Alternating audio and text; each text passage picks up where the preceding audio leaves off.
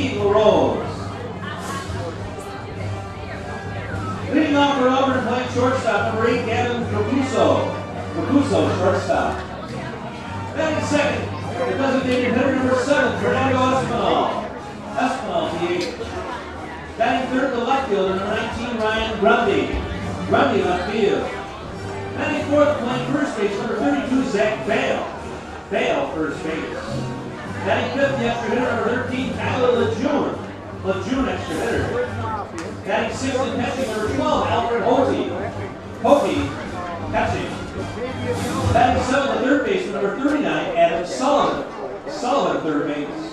Batting eighth, playing right field, number 10, Gabe Sanders, right field. Batting ninth, center fielder, number 9, Skylar Mays, center field. Batting 10th, the second baseman, number 1, Alex Sandell, second base. And the starting pitcher tonight for the Doubledays, number 17, Lucas West starting for Auburn. And ladies and gentlemen, the rest of the Auburn Doubledays.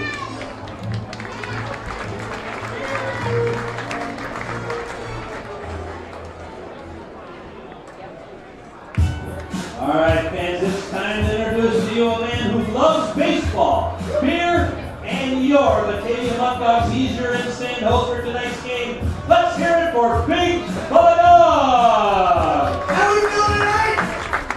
We got someone 6 out. We got a special guest out here for you. Who out here is Bill fans? Come on here. Come on now, who is supposed to look like got any more of you? Who's here for some baseball? Alright, I'm gonna give you guys one more chance. Are you ready to watch some Muckdog baseball?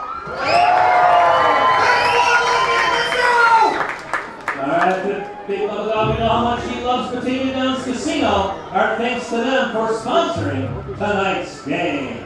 And now, fans, it's time to introduce to you the starting lineup for your 2024 Batavia Muckdogs, brought to you by Tompkins Bank. This evening, they will be joined out on the field by tonight's Turnbull Heating and Cooling baseball buddies, Edge Softball. Look at them all. Let's give them a big hand.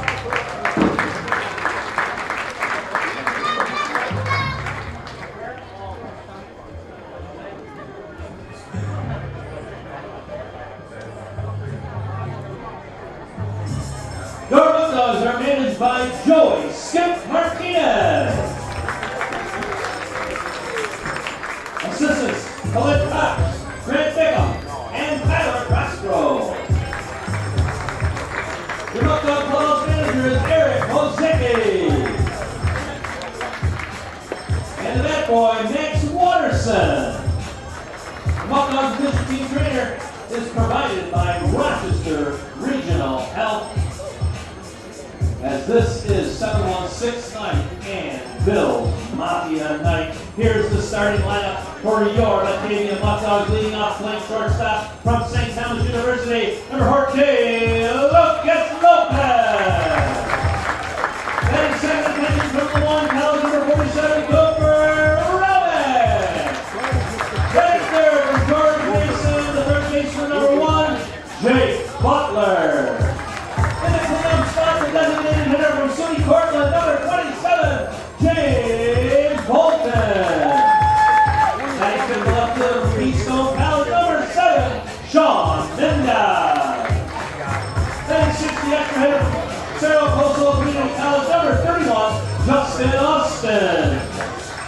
Batting seventh, tonight's college hit man in the game from Jefferson College, the first baseman, number 37, Justin Espinal. College for right field, number 48, Sean Pope.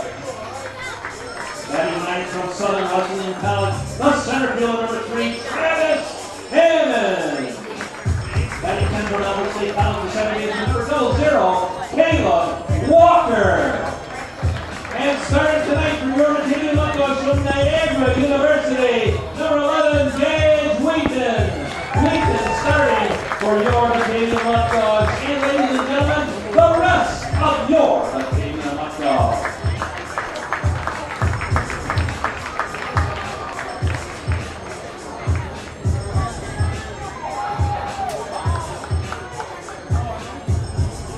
Now everyone, I'd like to ask that you all please rise if able and remove your hats for the singing of our national anthem, which will be performed by our own Genesee Corral. Let's welcome the Genesee Corral this evening.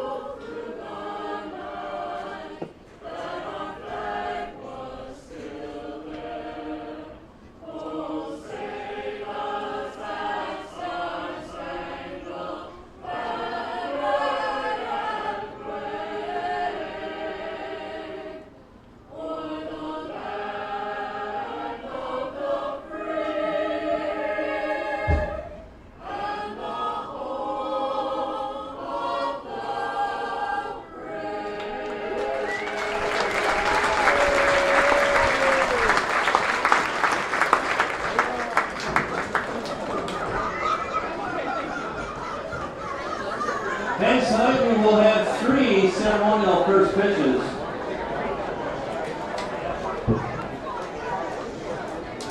Our first pitch.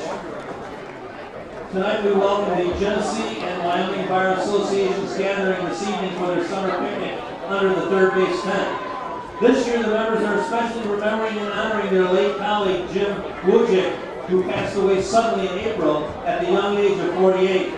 Jim was a local attorney and member of both the Genesee and Wyoming County Fire Associations. He was a huge baseball fan and a former Batavia Muckdogs season ticket holder who played his own way from Leroy Little League to Canisius College baseball team. Jim just loved baseball. He left behind a large loving family, most notably his wife, Katie, and children, Anna and Joey. This evening, we'd like to welcome to the mound for tonight's first pitch, Jim's cousin and Leroy attorney, Steve Ladd. Steve will be representing Jim's family and the Bar Association.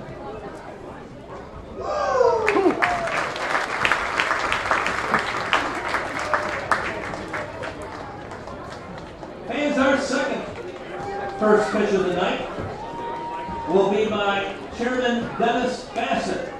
He is the chairman of the board at the Western Regional Off-Track Betting and Canadian Downs Gaming and Hotel, having been a board member since 2009. He has held several executive positions at Bausch & Lomb and Eastman Kodak. He lives in Rochester with his kids and wife Mary and enjoys spending time with his 4 grandchildren.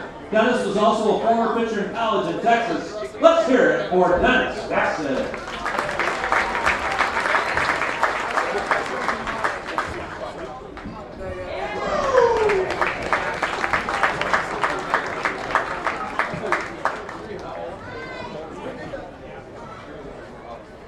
And fans, now for our third ceremonial first pitch will be by someone who I believe is the only person in the National Football League whose last name happens to be for the team he plays for. It's Keaton Bills.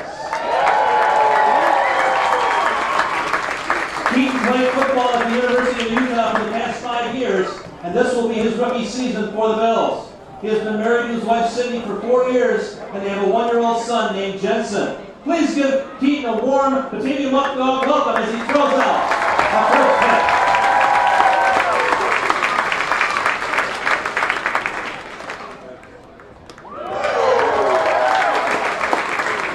Landon, how cool is that? A rookie for the Buffalo Bills here on 7-1-6 night, representing the Bills in front of the Batavia Muckdogs crowd, throwing out a first pitch. And Austin, it wasn't a bad first pitch either from Bills offensive lineman guard, Wheaton Bills. So we're getting this one ready on 7-1-6 night. Austin Mendes joined with Landon Washburn. And yes, fans, I stuck to my promise. My skin is burning. I feel bad. Anybody at home watching, I am so sorry. I am supporting Western New York with the Bills stuff. Hey, hey, hey, hey, hey. Come on, sing along. I don't even know the song. All right, just to get this one started, as I need to take off this Bills jersey soon. Gage Wheaton on the mound for Batavia this evening in a big game in the middle of July. The Muckdogs win today. They clinch a playoff spot. Landon, we got Gage Wheaton on the mound. Gage Wheaton on the mound for the Batavia Muckdogs, making his second start of the season. Started the season in the bullpen for Skip Martinez and the Muckdogs. He's done a pretty good job, Austin. He's got 13 1/3 inning pitched. He's got 9 hits so far in the season. He's given up a 4.05 ERA. Now that's been pretty inflated through one outing. He's got 12 walks, 22 strikeouts, an absolute strikeout machine. His Ks per 9 just under 15, and he's holding his opponents to a 200 batting average. So for Auburn trying to catch up to Batavia for first place in the West Division, they're going to have to try and get a win tonight against Gage Wheaton. Let's take a look at Auburn's starting lineup presented by Tompkins Bank. Gavin Gropuso at short with Fernando Espinal, the designated hitter. Ryan Grundy in left with Zach Bale at first. Tyler Lejeune, the extra hitter, with Alfred Hody behind the dish. Adam Sullivan at third. Gabe Sanders in right. Skylar Mays in center. And Alex Sandell at second base. Wheaton getting ready for the first pitch. And here he goes. The first one on 7-1-6 night is a strike from the big right-hander for Batavia. Here we go, Landon. A big game for both teams as Auburn's trying to claw back in the West against Batavia. They're running out of time. The Muckdogs hold a firm lead of first place at the moment. Not only are they running out of time, Austin, 4-6 in their last 10 games, trying to get hold of some ground and catch up to Batavia. Not playing their best baseball as of late. 2 balls and 1 strike for Wheaton against Gropuso. Wheaton transitioned into a starter as of recent, and he will be a starter going down the line for Batavia, especially come playoff time, according to Coach Martinez. Coach Martinez wants to get a player like Gage Wheaton on the mound as much as possible. No other time to do it than to start him. That one misses outside, and it will be a walk as Gropuso will go to first. The first base runner this evening for the Auburn Doubledays. And for Gage Wheaton, his first start was actually against Auburn. He pitched 4 2/3 innings, gave up 1 earned run, had 2 hits, 5 strikeouts, but 6 walks. Gonna have to do a job of limiting those walks today against Auburn. That one misses on the outside part of the plate. 1-0 in the count. Gavin Gropuso on first base. A great way to start things off for the Doubledays. Has 29 stolen bases on the year, 29 for 30. 1-0 upcoming. That one lined out into left field. It'll fall. Mindas will throw it in, and now 2 runners are on for the Doubledays as they're starting to get on early. And for Auburn, kind of ask for a better start. Your first 2 runners on, and already putting Gage Wheaton and the Muckdogs defense in a little bit of a bind to start this one. And for them, their key is to put some runs on the board for their starter, Lucas West. Lucas West done a great job against Batavia this season. Not a win to show for it. Looking to get his first one against Batavia today. Oh, a close play at second, but Gropuso gets back in safely. And what a combination from Lopez, the shortstop, and Wheaton on the mound. Wheaton knew exactly when Lopez was going to get to the bag and timed that one up perfectly, just not in time. That one misses outside. Romick able to do enough to stop it, but he'll fall down trying to get back to his feet now. Gavin Grapuso standing off second base, like we said, offers excellent speed. Thought about going and trying to steal third, but Romick has got a great arm. Just that one not pushed away enough for Grapuso to try to steal, as Skip will call time and talk to his catcher, Romick. They'll share a laugh, and Wheaton is ready to deal the 1-0 pitch to Grundy. Wheaton ready. Here's the next pitch. That one lined out into right field. It'll fall down right in front of the right fielder, Pope. Still rolling slowly in the grass. Here comes Grapuso to the plate, and Auburn strikes first. With Grapuso's speed at second base, that ball kind of just died out in shallow right field, as Sean Pope had to run up on that one. But no play at the plate. So Auburn stays rolling here early on in this one. Runners on the corners with still no outs here in the top of the first inning, as that'll bring up Zach Bale for Auburn. Bale, so far on the season, a .253 batting average with a team-high 18 RBI, so a great spot for him. This is the guy you want up if you're at Auburn to tack on some more runs early on in this one. Wheaton's next pitch, that one in there for a strike.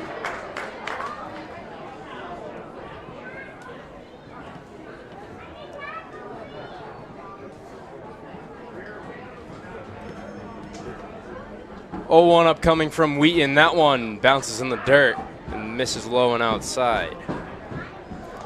So as Wheaton will reset, let's take a look at Batavia defensively. Behind the dish is Cooper Romick. At first is Justin Espinal. Second baseman is Caleb Walker.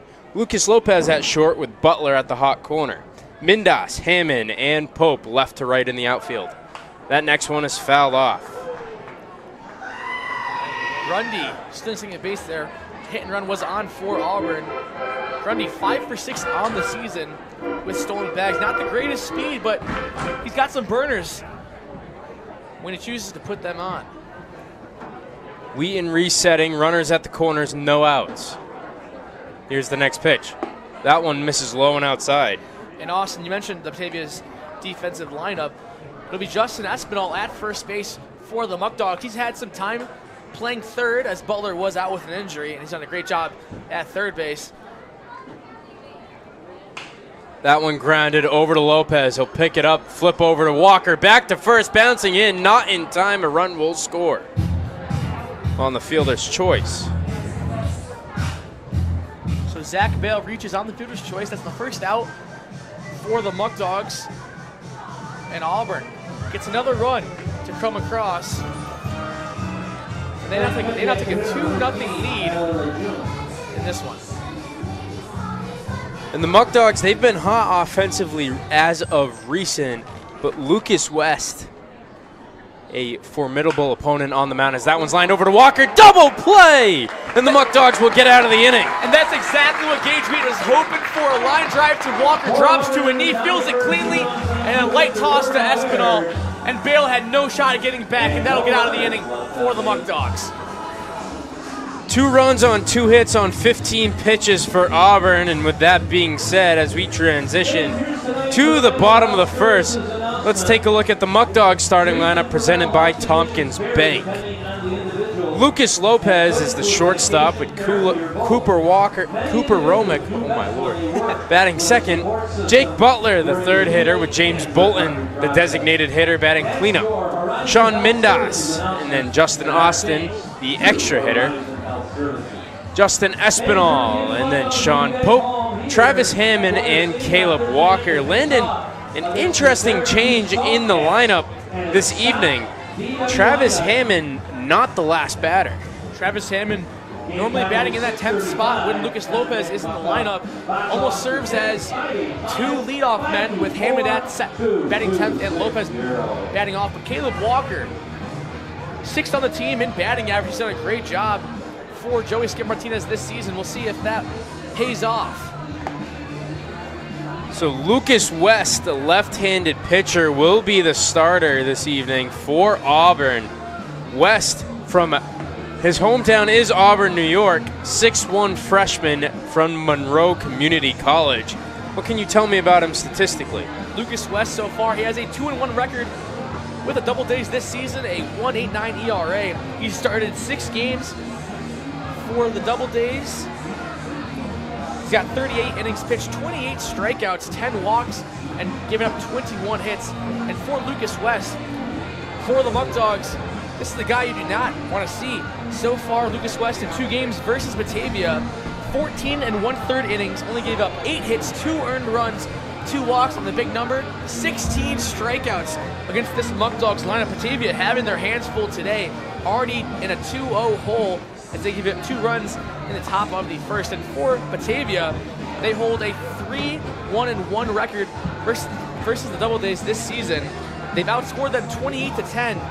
But like we said, those first 2 games against Lucas West, where Batavia tied 0-0 and lost 3-2, the Doubledays had their ace on the mound. Not only is he their ace, but he's also a left-handed pitcher. Looking back at the Muckdogs lineup, Lopez, Austin, Pope, and Walker, all lefties in the lineup for Batavia this evening. And speaking of Lucas Lopez, he steps in the batter's box to try and start things off the right way for Batavia. Lucas Lopez batting second on the team in batting average with a 366. He's got 24 RBIs, which is now second on the team as well, and 17 walks. That one bloops out into left field, and Lopez says, if Auburn can do it, I can do it better. Here he goes, starting things off. 1 pitch, 1 hit for Batavia. Lucas Lopez wasting no time. First pitch, swinging in the ball game. A bloop shot in the shallow left center field. He thought about going to second base. He was out of that box very quickly. Stops about halfway through. He'll go back to see Khalid Cox, the first base coach for the Muckdogs. And he's got 16 stolen bases for Batavia.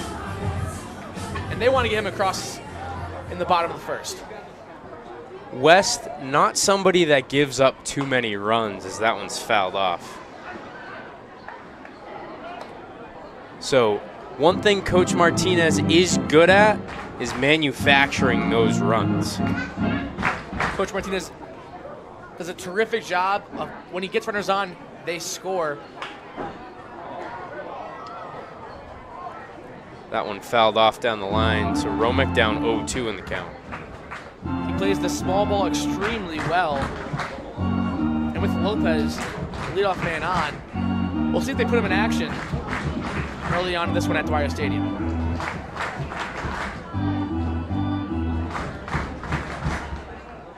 So West ready for the 0-2 pitch to Romick.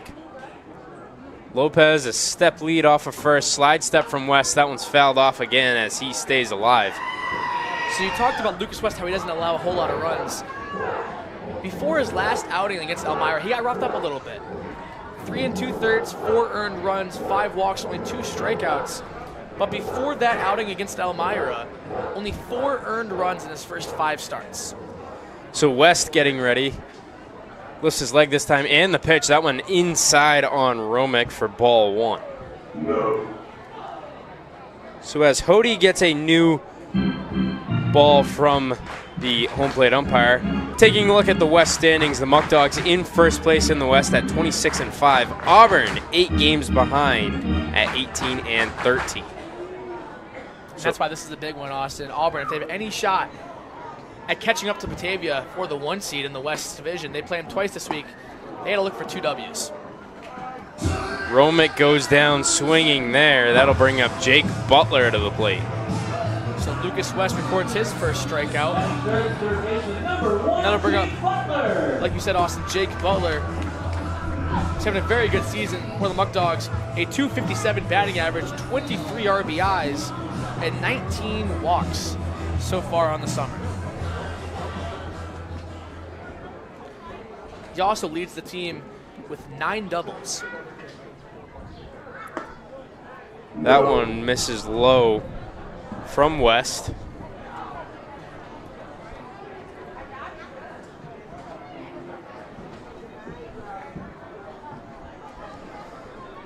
So West, 1 ball and no strikes to Butler. His next pitch underway. That one inside. A 2-0 count now.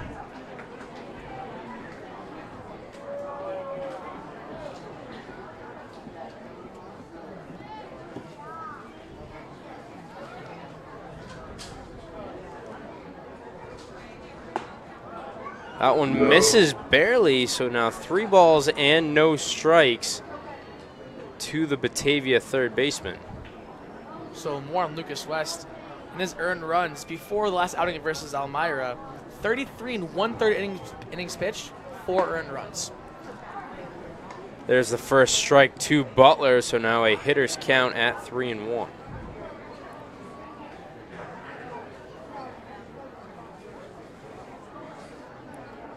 Next one, that one fouled off from Butler, so the count advances to a full count.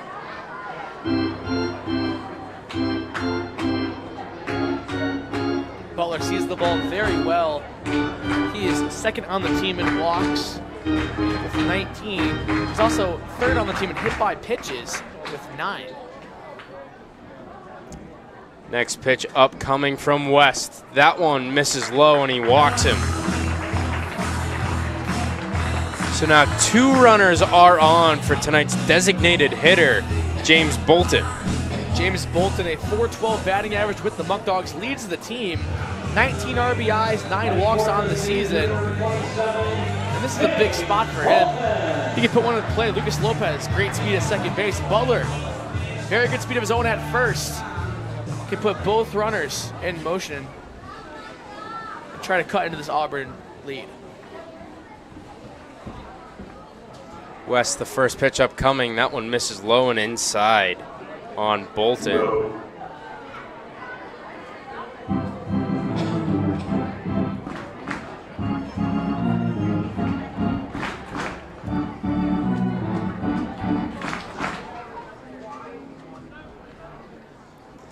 So West will reset.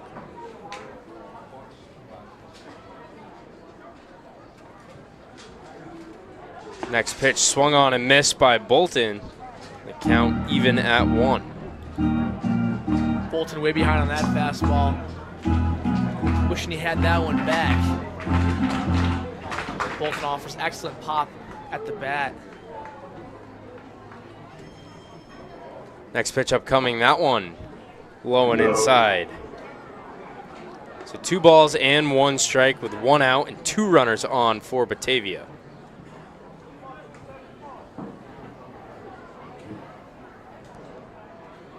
West looking back over at Lopez. Next pitch, that one fouled off. Count evened up at 2.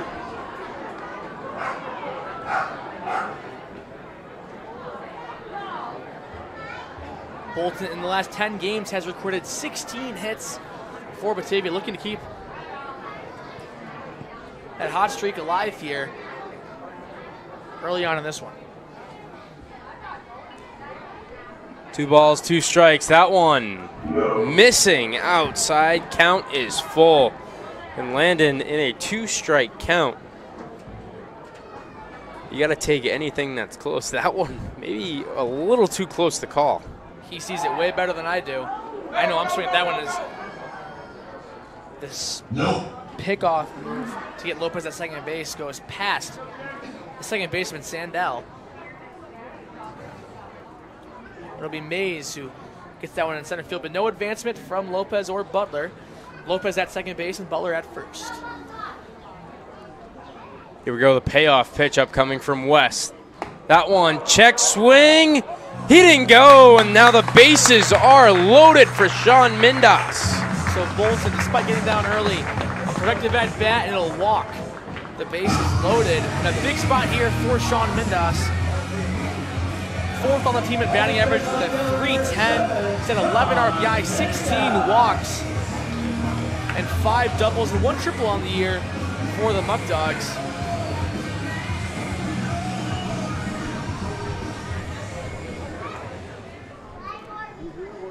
So here we go. Bases loaded with 1 out early in this one. That one fouled off by Mindas. Batavia looking to strike early and put a dent in this Auburn Doubledays lead as they were able to put up 2 in the top half of the first. It'll be Lucas Lopez at third base, Jake Butler at second, and now James Bolton stands at first. 0-1 upcoming to Mindas. Here's the pitch.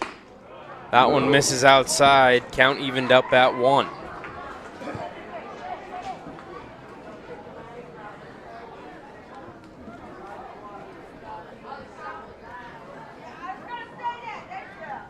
Lucas West working into some trouble early here. Next pitch, that one misses inside. 2 balls and 1 strike. Lucas West hoping for a hard ground ball in the infield. The corners are in to try to get Lopez out at the plate. 2-1 upcoming. That one misses high, so it's a hitter's count at 3 balls and 1 strike.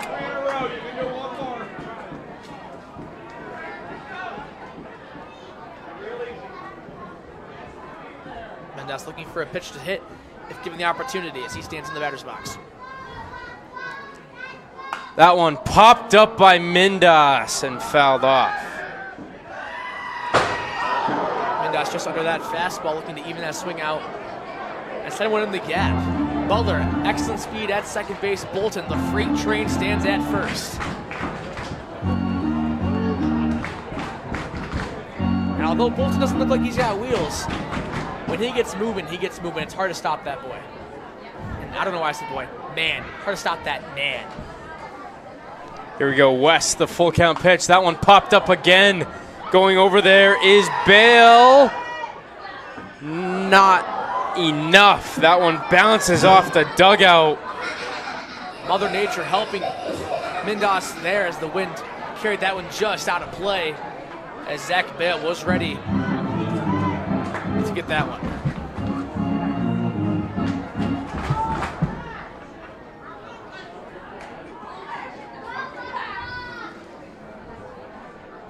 Bases loaded. Next pitch. Mindas fouls that one off again. He's staying alive. Lucas West not going away from Mindas, still attacking him. A full count on the way once again between West and Mindas. 3 consecutive foul balls. 8th pitch of the at-bat upcoming. Here we go. That one misses high and outside. Lopez will score. The bases remain loaded for Justin Austin.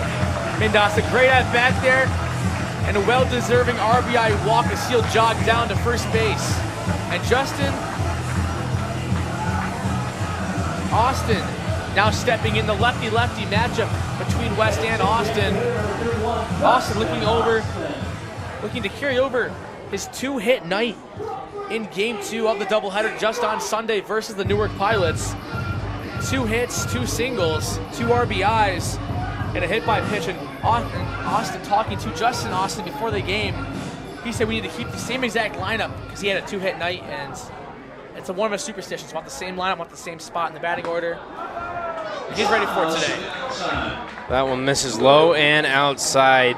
The Muckdogs having an opportunity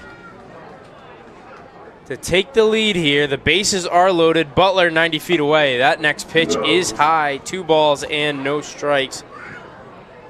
West may be losing his grip a little. He's at 28 pitches as of right now. His 29th will be upcoming. Next one, that one fouled off by Austin. Batavia making Lucas West work at the mound, jumping on him early in the bottom of the first.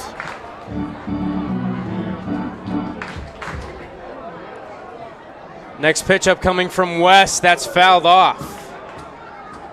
Justin Austin, not sure if he wanted to go for a check swing there, was not happy with himself with that fouled off. Leaving the count at 2 balls and 2 strikes. West getting ready for the next pitch upcoming to Justin Austin. Here's the delivery. That one misses low and outside. Count is full again.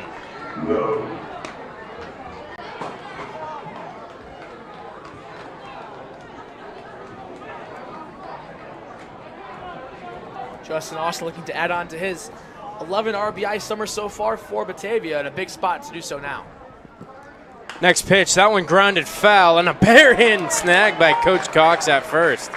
And I know Coach Cox and Skip Martinez are having a competition of the summer to see who gets the most balls cleanly, as Coach Cox will do a little stare down to Skip Martinez, the third base coach for Batavia. We'll have to find out what the record is so far between those two today. Have to find out later. Full count offering from the southpaw. That one swung on a miss by Austin. It's a foul tip out. Now 2 outs in the inning. The Muckdogs still trailing by 1. Justin Espinal coming up.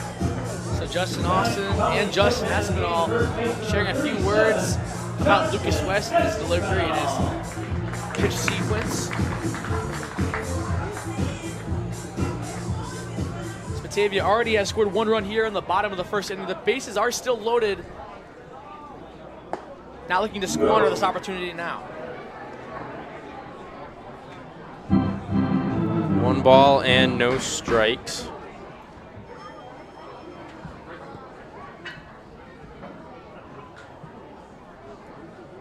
Next pitch, that one popped up over near third base. Getting underneath it is Sullivan, and West gets out of the bases loaded jam. He only gave up 1 run in the inning. It wasn't pretty from West, but only 1 run recorded for the Muckdogs, but 35 pitches for Lucas West. We'll see how that affects the Auburn Doubledays later on in the game. It'll be Hody, Sullivan, and Sanders coming up as we transition to the top of the second inning here in Batavia. We'll be right back. 998, 999, 1,000. Yo, Jake, how did you get so big? Oh, I just go to Whole Life Fitness in Batavia. You should go get a membership there. All right, thanks. Of course. 1, 2, 3. 97, 98, 99, 100. Oh, what's up, Landon? How's Whole Life Fitness? Great, I feel like a new man. Thanks for the advice. Of course. Go to Whole Life Fitness in Batavia.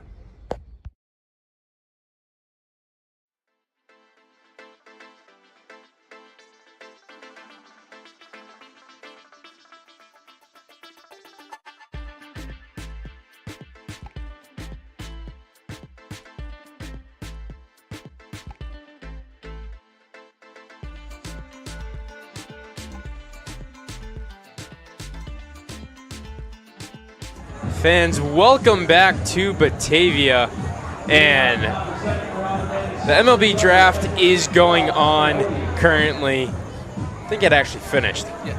But the Muckdogs did have one of their former players drafted in the draft. Landon Washburn.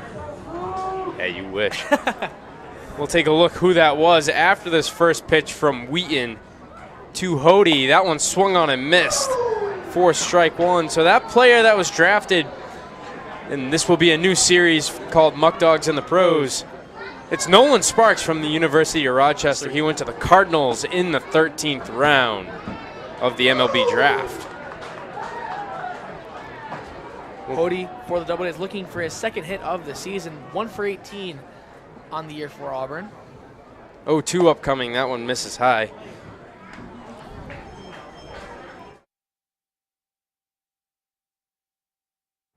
That's true. 1-2 upcoming from Wheaton. That one right down the middle, called strike 3. First out of the inning.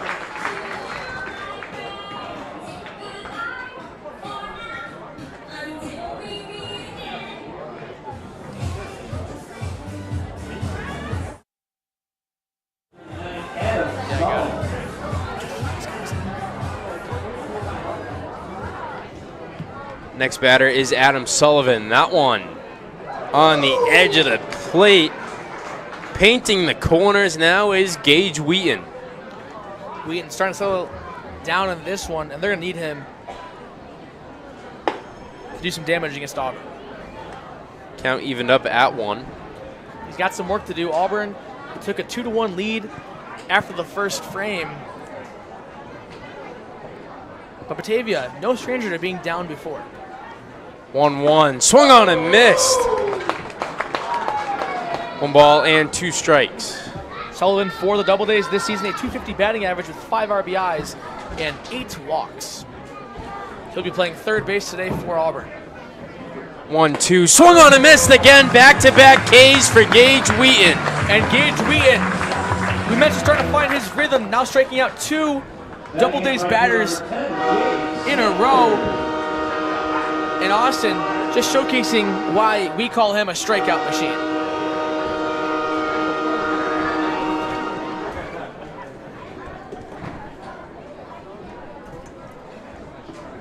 Wheaton's next pitch, that one misses high. Sanders for the Doubledays, a .348 batting average, 9 RBIs, and 5 walks as Gage Wheaton gets up to deliver. That one lined out to Hammond in center field, and he will make the grab for the 3rd out of the inning. It's a 1-2-3 inning for Batavia. It'll be Pope, Hammond, and Walker coming up following the 10-pitch inning from Wheaton. And now back to Muckdogs in the pros. Nolan Sparks from the University of Rochester, right-handed pitcher. He was drafted in the 13th round. Nolan Sparks was the 2022 PGCBL Pitcher of the Year. He was nearly perfect for the Muckdogs. He had 9 appearances, 8 of which were starts. 41 and 2/3 innings pitched, 1 earned run. He had a .22 earned ERA.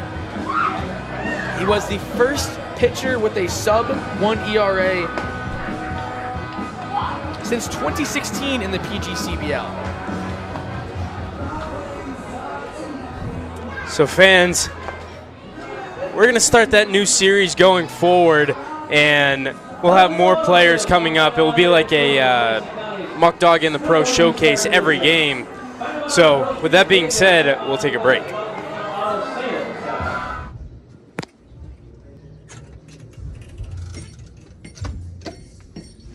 Man, I have some great cards here.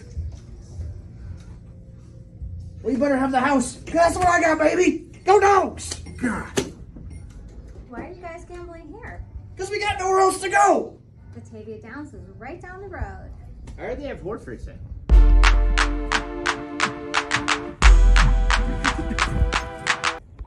Batavia Downs, Hotel and Casino. 8315 Park Road in Batavia, New York.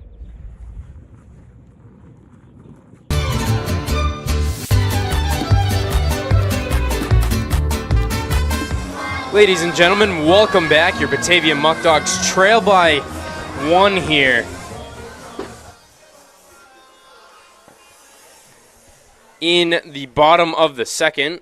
I didn't realize that our crowd mic fell out of the press box.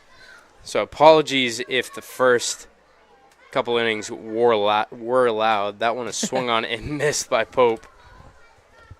Next one, missing low and outside.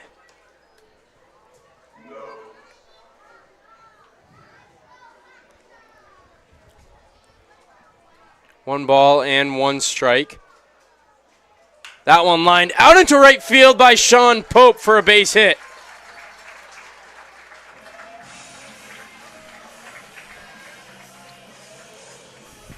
So first man out once again for the Muckdogs is Sean Pope. Will now lead off of first. And that'll bring up Travis Hammond, who's in unfamiliar territory, normally batting first or 10th. Gets the start in the 9-hole today for the Muckdogs. The speedster, as everybody knows, playing center for Batavia.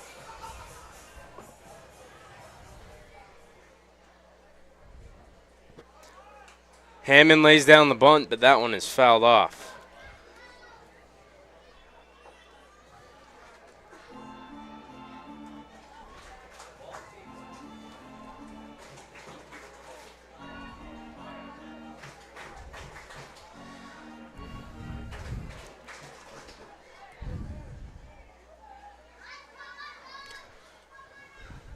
0-1 upcoming. Next pitch.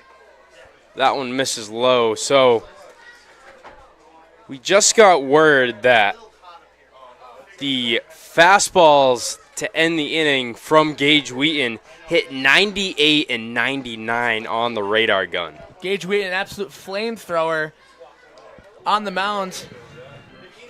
His fastball sits right around the mid to low 90s, but he does have that pop in his arm to go and reach into the high 90s like you saw. Pickoff attempt over at first. Sean Pope back in there safely. So that was from Gavin Chandler, who's on the radar gun tonight for the Batavia Muckdogs, as that one bounces away from Hody. There goes the throw to second, and the speedster Pope gets over there on the wild pitch.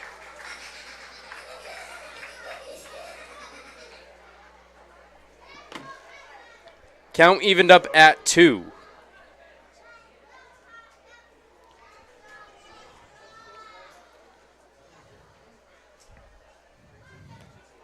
Two balls and 2 strikes. Tying run at second base.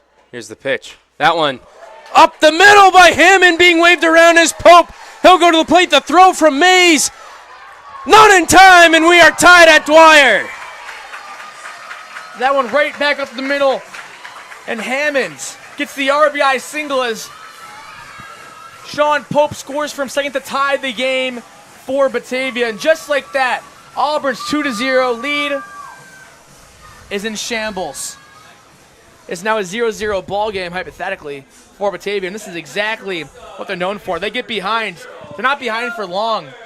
Able to take a deep breath and settle in as a team, and just like that, ties the ball game. And they're still threatening with Hammond at first base. Caleb Walker at the dish now. And no outs for the Muckdogs. Hammond at first, Walker in the dish, and Lucas Lopez top the order on deck. The southpaw ready for the pitch upcoming to the lefty Walker. Walker goes to lay down the bunt. He's great at this one. Spin around by West in time, but he does his job to advance Hammond. So Walker with the sacrifice bunt advances Hammond to second base, putting him in scoring position with excellent speed. And that'll bring up the top of the order of Lucas Lopez, who's 1 for 1 with a single out to left center field.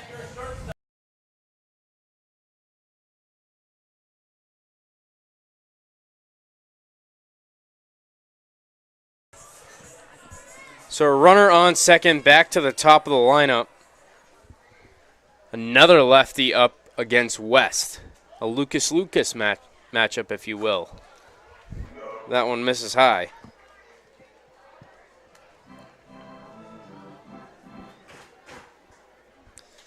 Runner on second.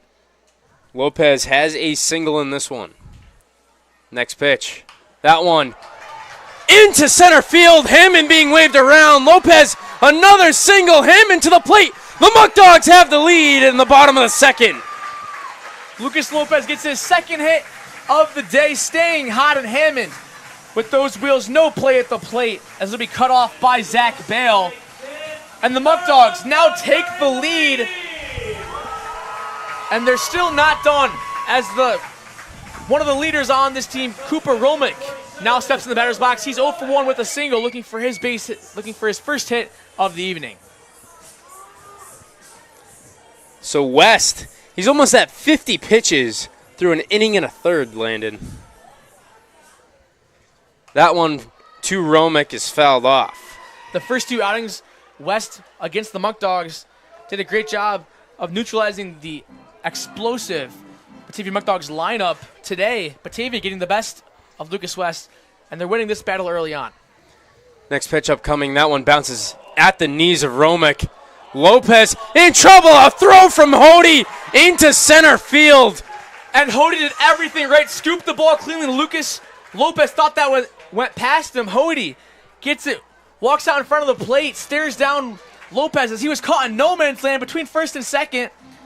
Hody with an errant throw to second base, and Lucas Lopez now stands at second. That's a stolen base, not an error. So that'll be rolled a stolen base for Lucas Lopez, his 17th of the season. That one misses high. 2 balls and 1 strike.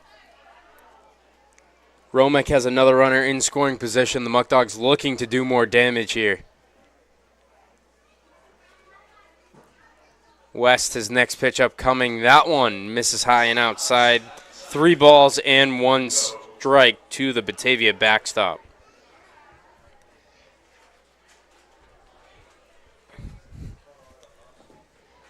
Hitters count pitch. Swung on and missed by Romick. Count is now full.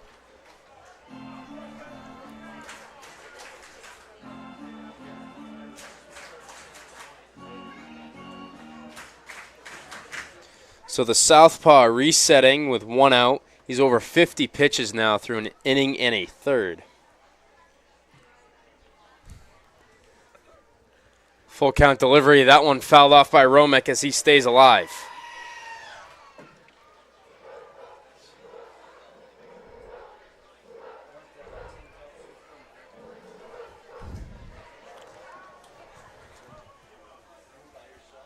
Here we go again.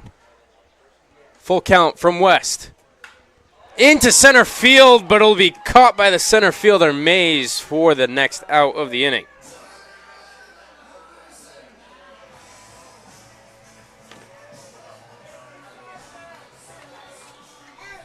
Two outs with Jake Butler coming up.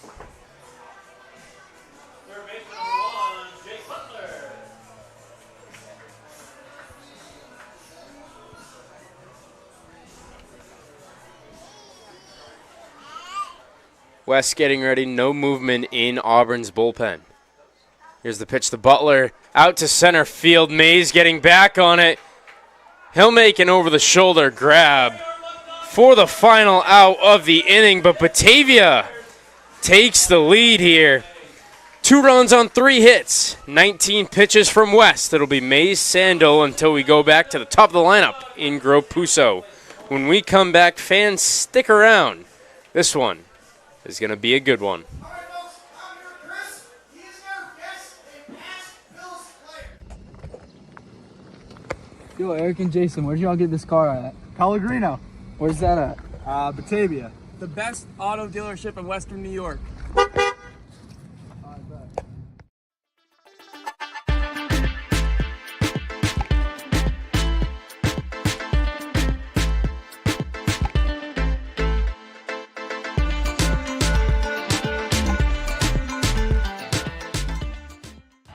Jeez, this guy stinks. Go to the bullpen. Ready? Me?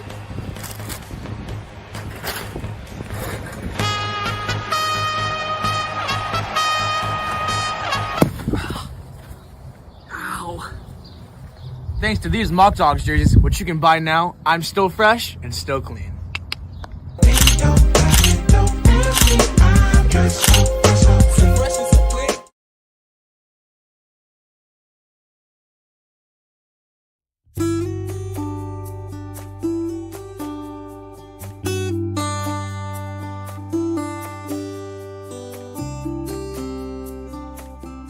Welcome back. We're in the top of the 3rd inning. Leading things off is Skylar Mays, and Landon and I have a special guest in the booth this evening. We got Keaton Bills, the rookie offensive lineman for the Buffalo Bills, joining us for the 3rd inning. Keaton, it's an honor to have you on the broadcast here in Batavia. So, Keaton, my first question is, you just finished your season with Utah last year. You guys went 11-6. What do you expect with the Bills so far, or what are you going to expect with the Bills this season? You know, I just being around the guys so far and kind of see their determination this offseason. You know, I think the highest of this team, this organization, and I know that they're going to do well. We are going to do well, and we're going to go out there and hopefully have an awesome season, just like every other season. Just play our hearts out and do what we need to do. And you grew up in Utah with your hometown being in Utah. You played your college ball in Utah. How has Buffalo treated you so far? You haven't really experienced the winters yet here, But how has the experience been so far here in Buffalo? Hey man, besides the snow, this feels like home, man. All the fans that I've met so far have been nothing but gracious and welcoming, not only to me but to my family and my wife and my son. I love this place, and so far, I couldn't think of a better place. And when you first walk out of the tunnel in Buffalo, what are you expecting with Bills Mafia? Because I'll tell you, I am part of Bills Mafia. It is a real thing. Being in that stadium, it's loud. What are you expecting, and what do you wish for so far with the Bills, fan base wise? Man, so far from what I've heard and what I've seen, I'm expecting chaos. I'm expecting loud, passionate fans, and so I look forward to it. I'm super excited about it. And obviously, with the fans jumping through tables in the pregame and postgame, that's the Bills. That's what they're known for, Yeah. Throwing Bubba Dog through a table. Tell me what that experience was like, and is he really that linebacker built like everyone says? I don't know about linebacker built, but he's built, right? And throwing him through a table was kind of cool. I've never done that, never jumped through a table, but I've seen it. I thought it was cool, and so I'm glad I got to be a part of something like that. So it was fun. I'm glad he's okay too. We had the interns had a little bet to see if he would have it bruised tomorrow morning. He might. That thing looks pretty sturdy, so I'm hoping he does all right tomorrow morning. Do you see yourself jumping through any tables anytime soon? Hopefully not. Maybe one day. Not probably during my career. Don't want to get injured. But maybe after once my career's over, I'll definitely try it. And speaking of career, you spent a lot of time in Utah, 3-year starter there. What kind of player are the Bills getting? Me, I like to give it my all every single play. Very high IQ guy. I like to study, and I like to know exactly what's going on in the offense and what the defense is doing in front of us. And just a guy who's going to give your 100% every single play. The kind of player I am at the beginning of the game is the same player at the end of the game. So just that consistency speaks for itself. And throughout the years I was there, and hopefully I can bring that over to here to the Bills. And another question I have, this is more about more on fans, is you're sitting about 3 feet away from a Patriots fan. If you were next to a Patriots fan, what would you say to him? Figure it out, man. Figure it out. You're going to fit in well over here, Keaton. So, a lot of players growing up, they dream of going to their favorite team. What was your favorite team growing up? And, your last name is Bills, so was it the Buffalo Bills? Interesting enough, I never really paid attention to the Bills growing up. Me personally, I don't really like to, watch football the whole time. That's all I do. It's my quote-unquote job my whole life. So when I'm on my free time, I try to hang out with the family as much as I can, kind of relax. But I was born in Florida, so I actually grew up a huge, Miami Dolphins fan. But over the recent years, I've been converted to a Bills Mafia man, and can't go back now. So I love it.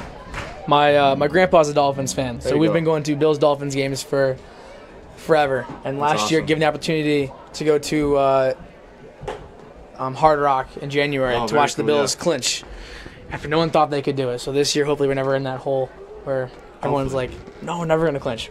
So all hatred for New England. Wow, I see how it is. So, now, like you said, football is your job. You are an athletic man. You are a big man. Yeah. What other sport do you think you could excel in?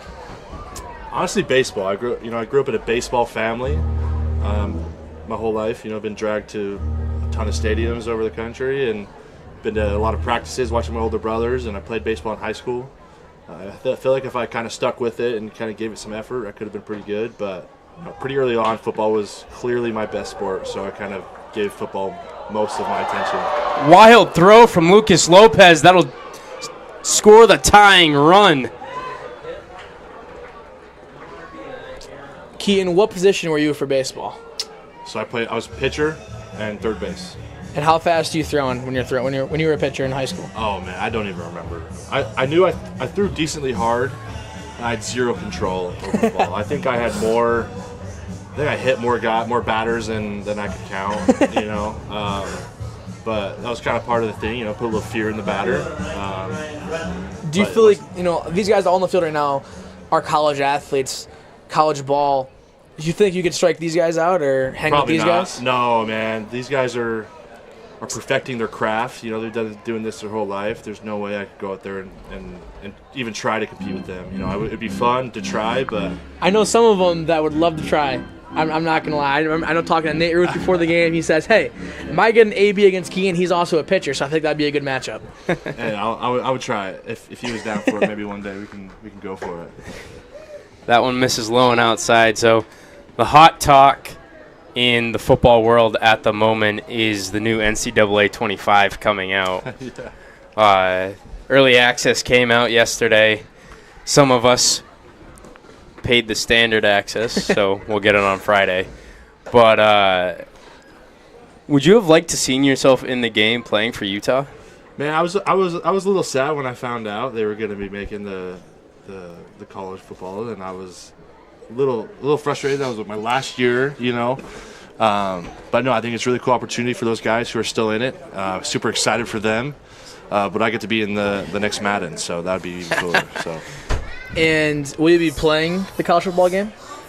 I will be playing it. I did not pay for the early access either, so when everyone else gets it, us normal people I'll rip on it for a little bit. So obviously in college you rocked the short hair and the long hair look.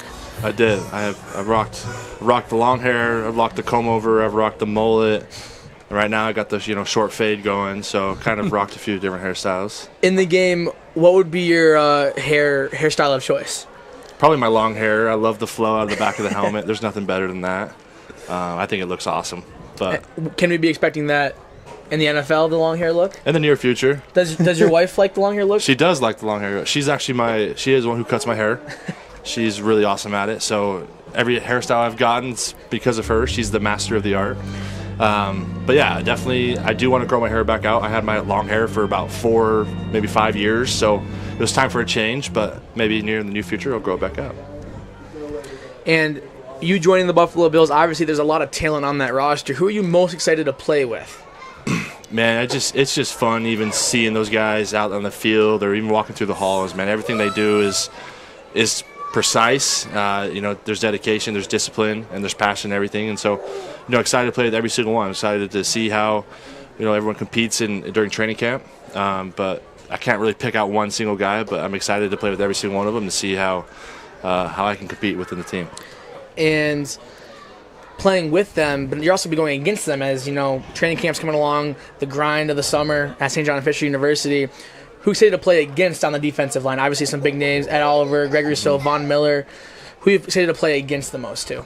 Just watching Ed Oliver throughout OTAs, he's a guy who goes 100% every single play, so that'd be cool to kind of get my chance against him. But, Von Miller is a guy you kind of been looking up to since I was, in high school, a little kid. You see him and you're like, man, this guy's the real deal. So to even, lay a hand on him during practice would be pretty awesome. So that'd be awesome. That'd be cool for me.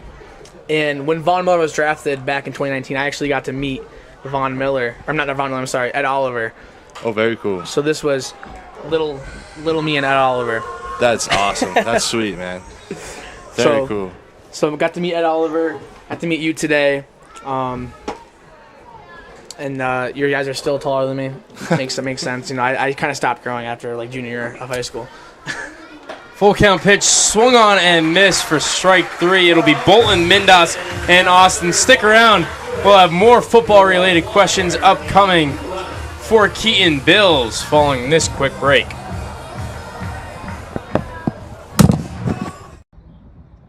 All right, so the green looking about 300 yards straight out, maybe a little bit dog leg right. We'll see what we got here with this draw here. Hopefully I don't slice this one. No golfing at Dwyer. So where should we golf at? What do you mean? Atticus 10th hole in Attica, New York. 95 Bundle Street. All right, We should go there. We should go there. We'll take your word for it.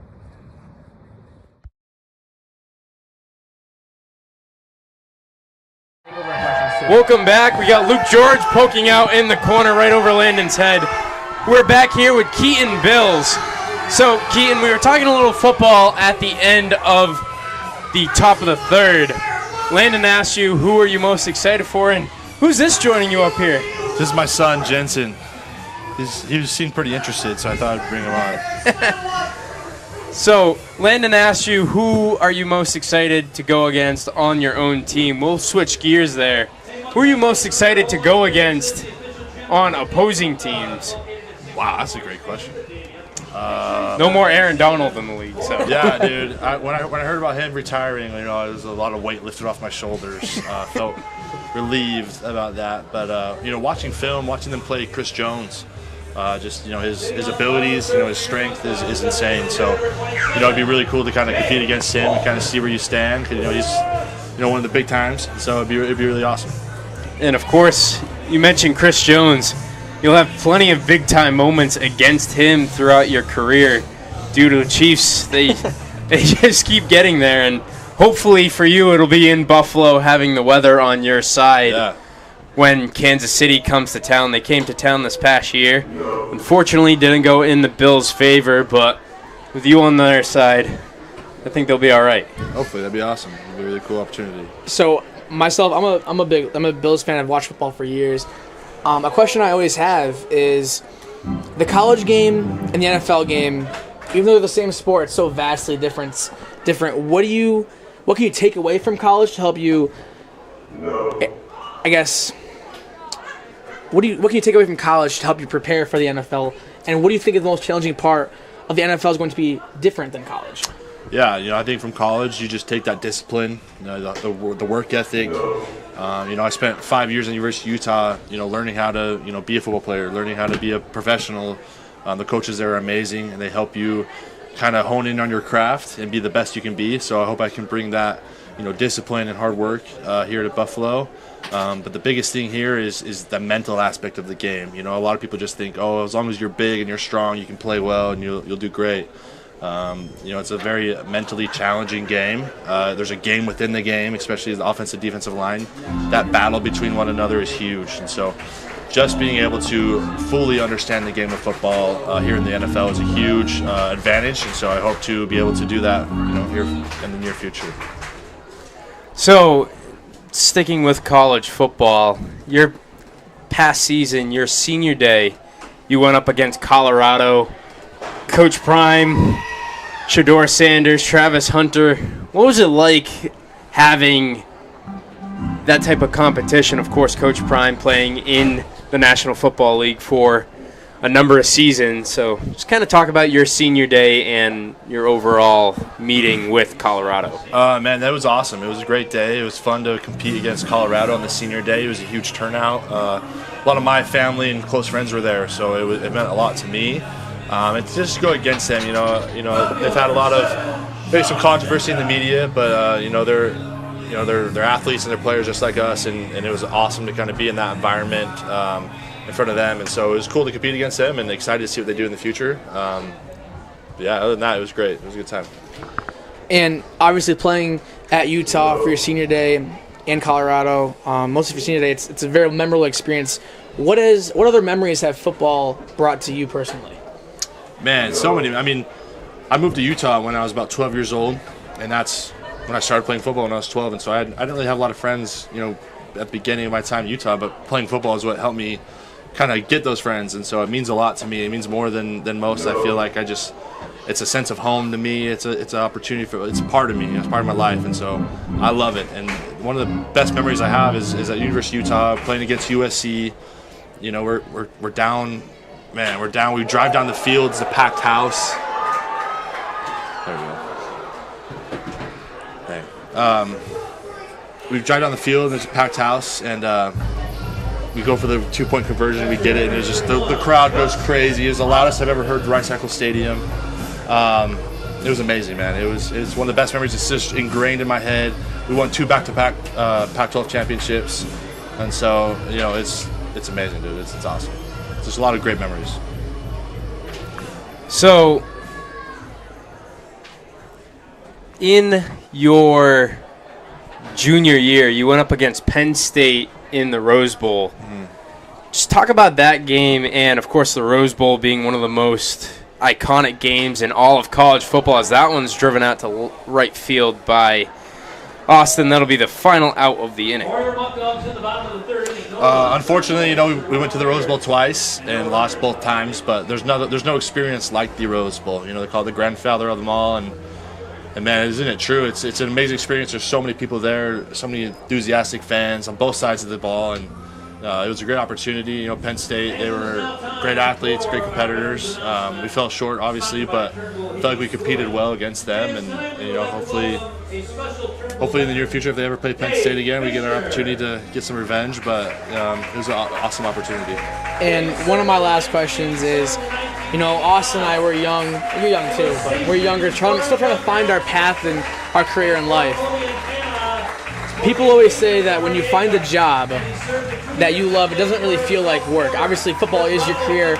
Why do you love football so much? What made you fall in love with the game? Even though it's so grueling, it takes so much time and effort, and it's tiring on your body and your soul. But what made you fall in love with the game?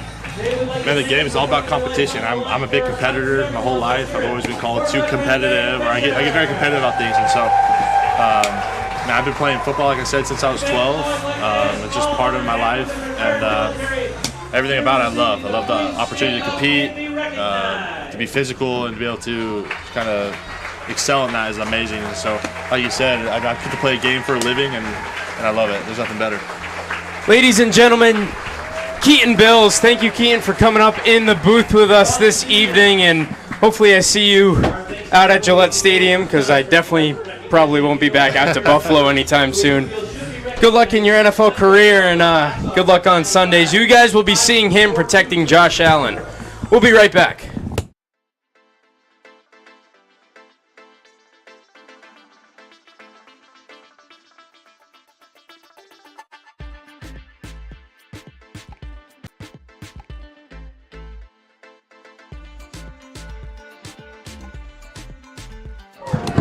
We are back. First pitch is a strike against Anna. And Austin, guess what? I'm wearing the same headset that Keaton Bills just had on. That one grounded over to Wheaton. He touches first just in time.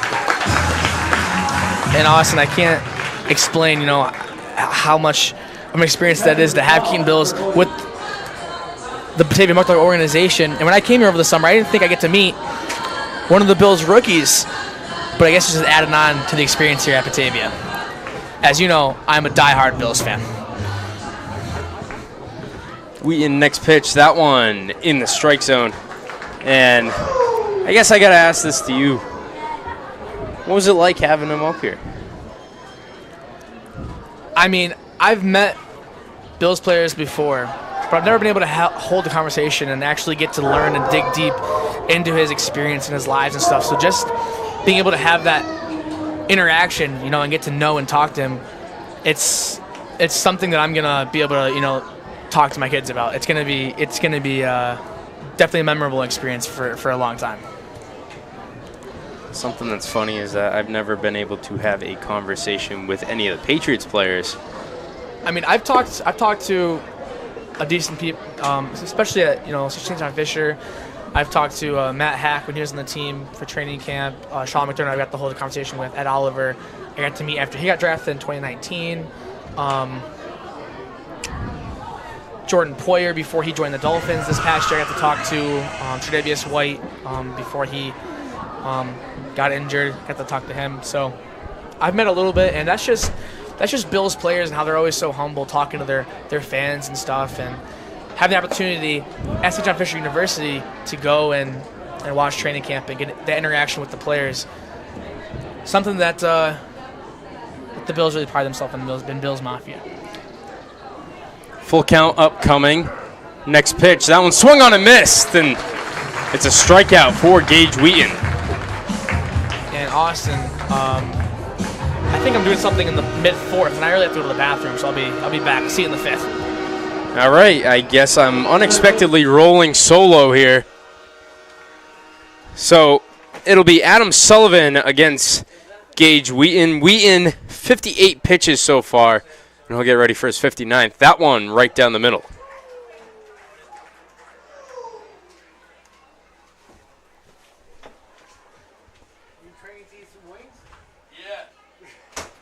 Next one misses inside. Count evened up at 1. So, ladies and gentlemen, definitely a special night all around. We are in a tied ball game as Wheaton's next pitch is in there for a strike. Gage Wheaton in this game has topped 99 miles per hour, something you typically do not see, and I know definitely was a goal for him when I talked to him earlier. 1-2. Called strike 3, and there's a K to end the inning. Gage Wheaton will be greeted by the Muckdogs bench. It'll be Espinal, Pope, and Hammond with the game still tied. We will be right back here at Dwyer Stadium for the bottom of the 4th on this special 7-1-6 evening. Yo, so how playoffs work? I have no idea. I heard they happen July 29th is when they start. Playoffs? Why are you talking about playoffs? We have our playoff package on sale right now. Man, I wonder how the other coaches feel about us. First place again. Stupid Muckdogs.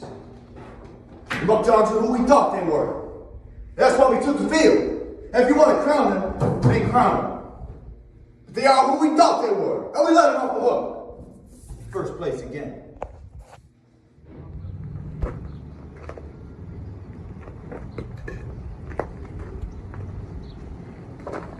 Hey everybody, get your playoff package now. Go Muckdogs.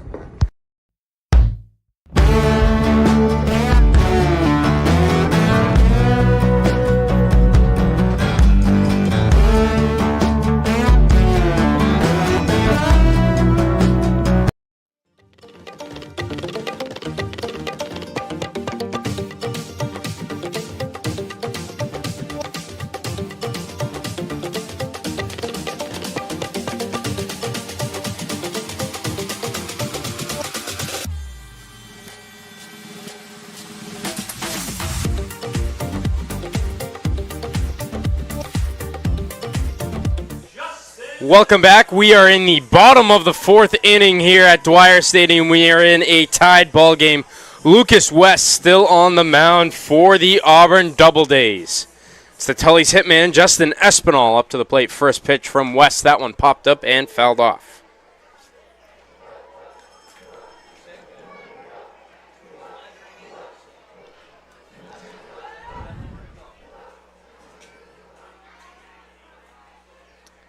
Next pitch, that one bounces in the dirt. Count evened up at 1. I don't know what Landon was doing or is doing. All I know is that he disappeared, so I'm still rolling solo here. 1-1. That one grounded foul.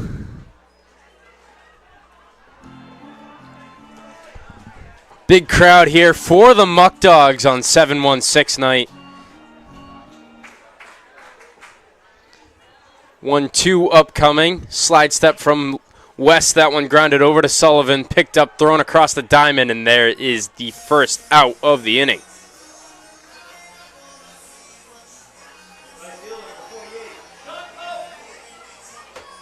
So Sean Pope comes up.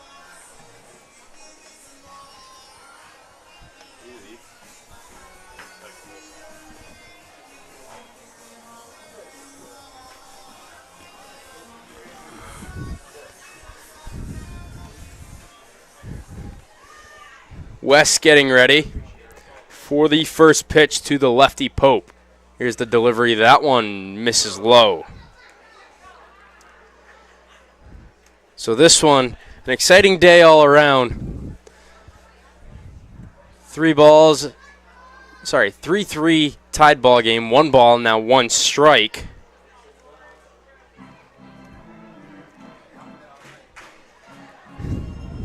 Pope, 1 for 1 already. Drove in an RBI. That one out to right field. Getting underneath it is Sanders along the line for the second out of the inning.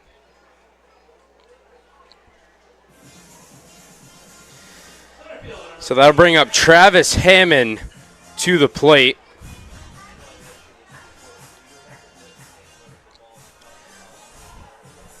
So not every day, especially for Landon and I sitting up here in the booth just as college students, that we get to interview a professional football player as a part of our jobs. It was definitely something special, As Landon mentioned, it will be a lifelong memory of his, and even though I am not a Buffalo Bills fan, it will be of mine as well, as the count moves to 1 ball and 1 strike on Travis Hammond.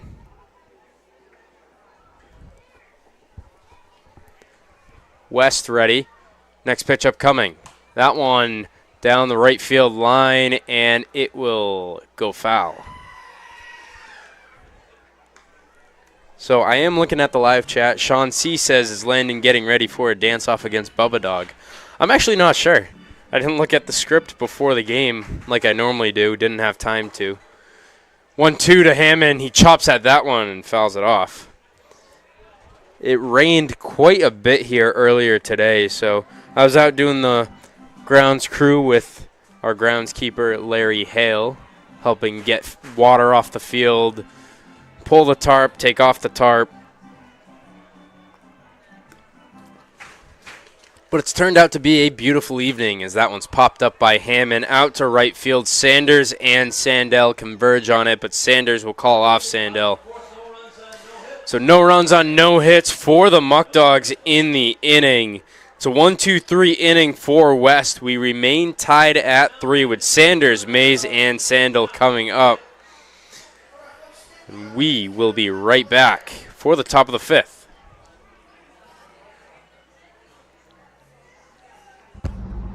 Big Red, you want me to use your friend here? Of course. This is Tully the Turtle. Want to know why? We're at Tully's. Can I have a table for 3? Yes, of course. Right this way. Oh, thank you so much. It's so nice here.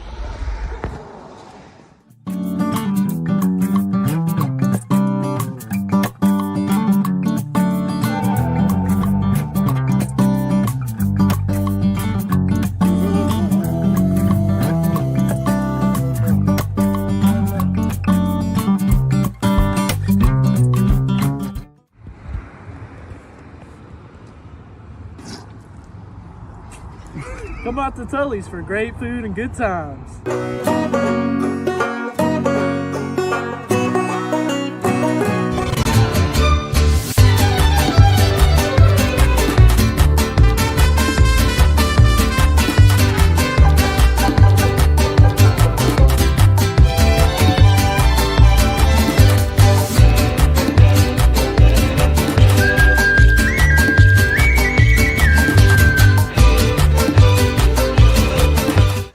Welcome back to the top of the 5th. Gabe Sanders leading things off against Gage Wheaton, who has 62 pitches and now 63 as that one's fouled off from Sanders.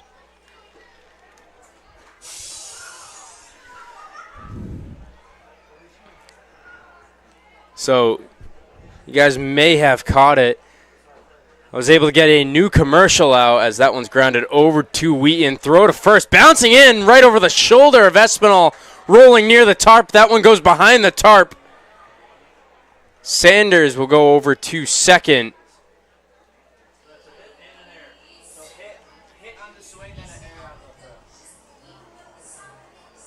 So it'll go in the books as a hit and a throwing error on Wheaton.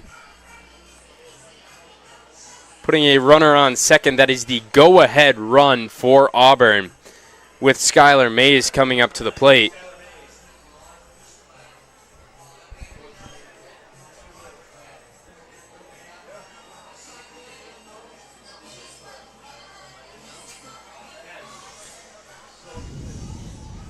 So Mays ready, the 9th hitter in Auburn's lineup. Wheaton resetting. We do have an arm warming up in Batavia's bullpen, as that one is a strike. Take a look at who the arm is. I found Landon. He decided to leave the booth. He's right below me, watching the game from right underneath my window. That one grounded. Perfect bunt down the first base line. Espinal does not get the tag down.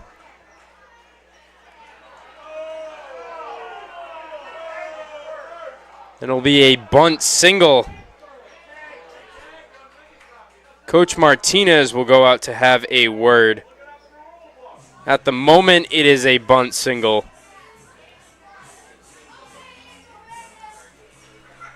He'll have a word with the field umpire.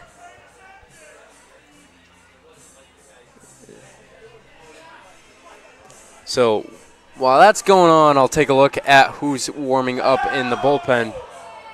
They'll say he's safe. Coach Martinez is not happy about that. I'll take a look at the replay.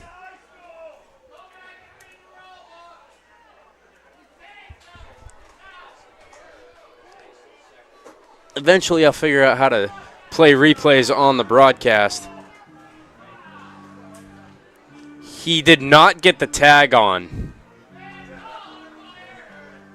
According to the replay, Espinal's glove did not touch Mays. So now we have a first and third situation.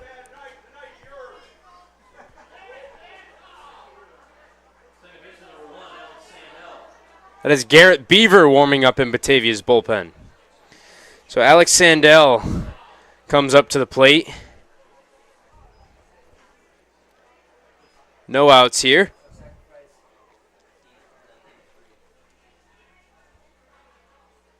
Another bunt being laid down. This one goes foul.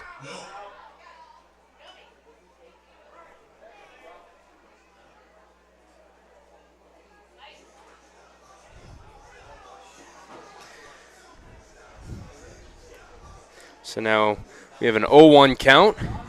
Just got the game changer up to date. Corners are in. Average depth from the middle infielders trying to get the double play here. 0-1. Sandell tries to lay down another bunt. He does, and Wheaton will get the out at first, but he'll move the runner into scoring position with one out in the inning.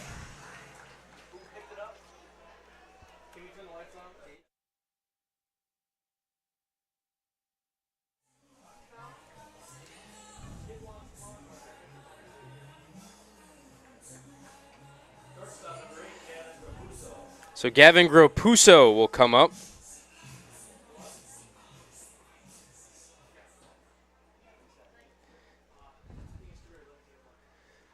That one misses low and inside for the first ball. Wheaton at 69 pitches.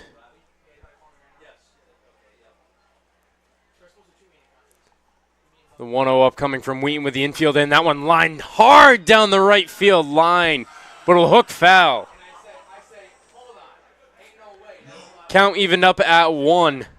Gropuso showing some pop in the bat.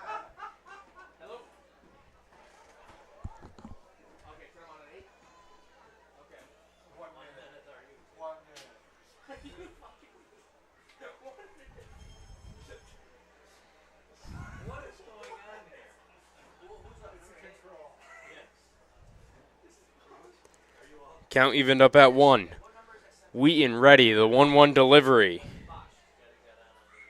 Here's the pitch. That one will drill him in the knee.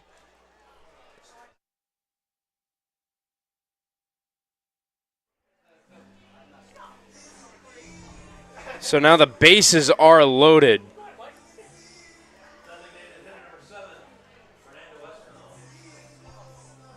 Coach Bickham will go have a word. And with that being said, we'll take a break.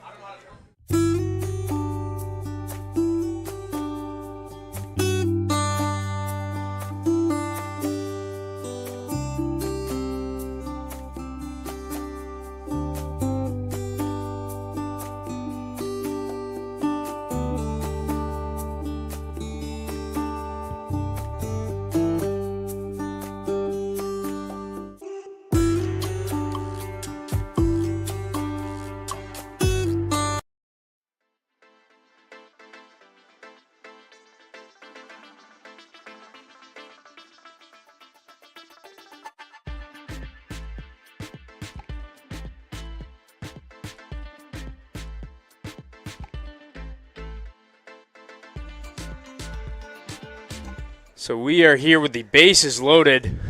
Fernando Espinal up at the plate. Wheaton's next pitch upcoming. That one in there for a strike.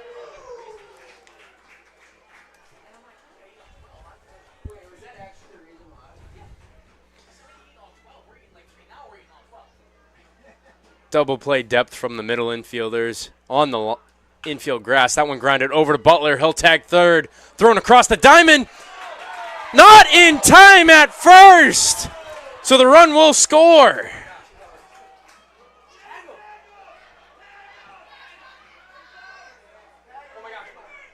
What? I don't know what is going on here.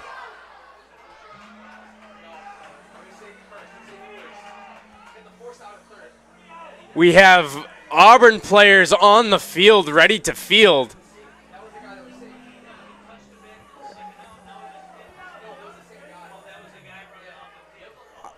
So the Auburn run does score. I don't really know what's entirely going on.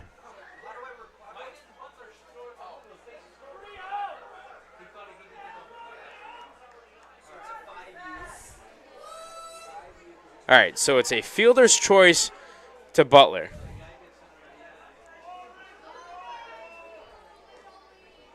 And then on a error from Espinal. All right, we have runners on second and third.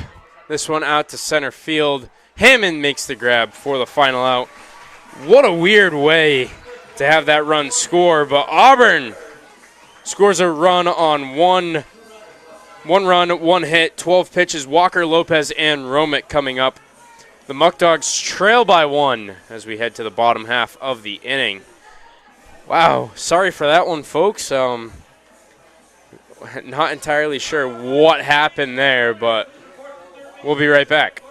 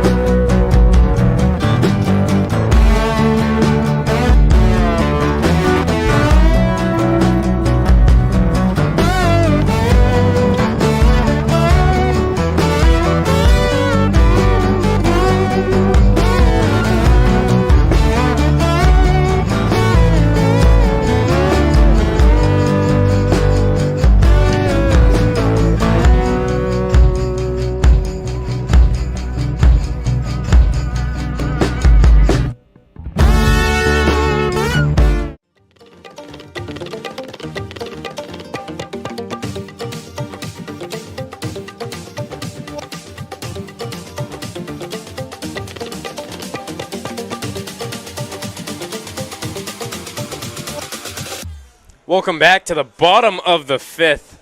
Landon still MIA.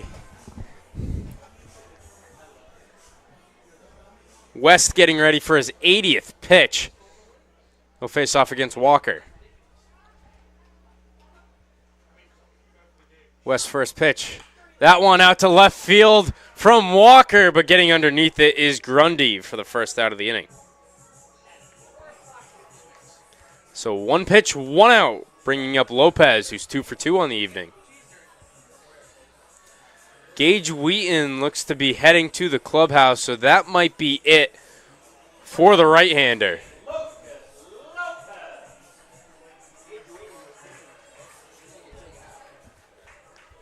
So West ready. That one fouled off. So one strike.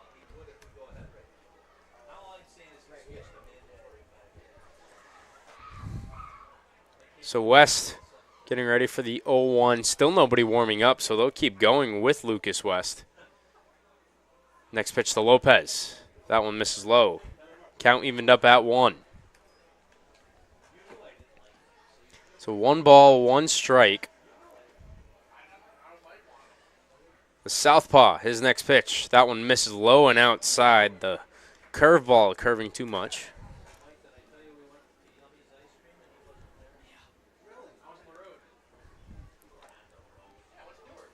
2-1. That one grounded over to the second baseman, Sandell. Thrown to first, and there's the second out. So now 2 outs in the inning, bringing up Cooper Romick. And as Romick gets ready, we'll take a look around the PGCBL. A notable game for the Muckdogs. Mohawk Valley is leading 3-0 over Amsterdam in the bottom of the second. Jamestown leading 2-1 over Niagara Falls. And Saugerties leading 2-1 over Albany. Next pitch to Romick. That one popped up down the right field line. Sanders coming in on it. 6th. We'll be right back.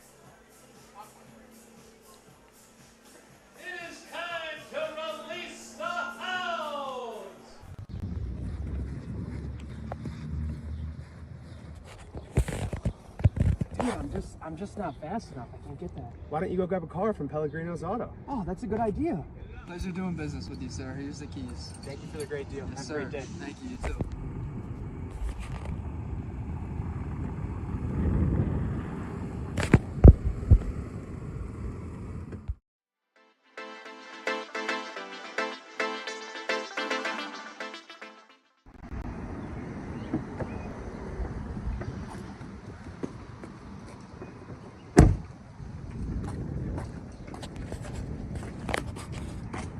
Hey, how we doing? Good. How are you?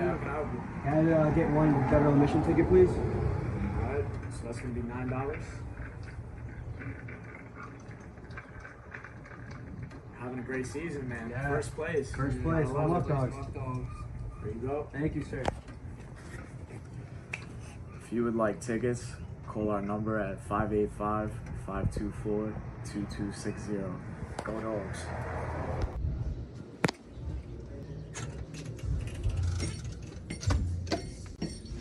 Man, I have some great cards here. Well, you better have the house. 'Cause that's what I got, baby. Go Dogs! God. Why are you guys gambling here? Because we got nowhere else to go. Batavia Downs is right down the road. I heard they have horse racing.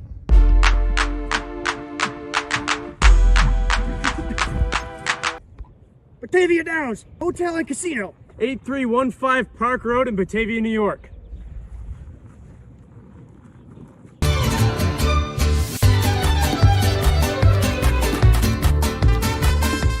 Welcome back. New pitcher on the mound for the Batavia Muckdogs. It is Garrett Beaver coming into the game in relief of Gage Wheaton. Beaver on the season has a 1-0 record in 12 innings pitched. He's given up 9 hits, has a .75 ERA, 6 walks, 12 strikeouts, and a .200 batting average. The first hitter he will face here in the top of the 6th is Zach Bale.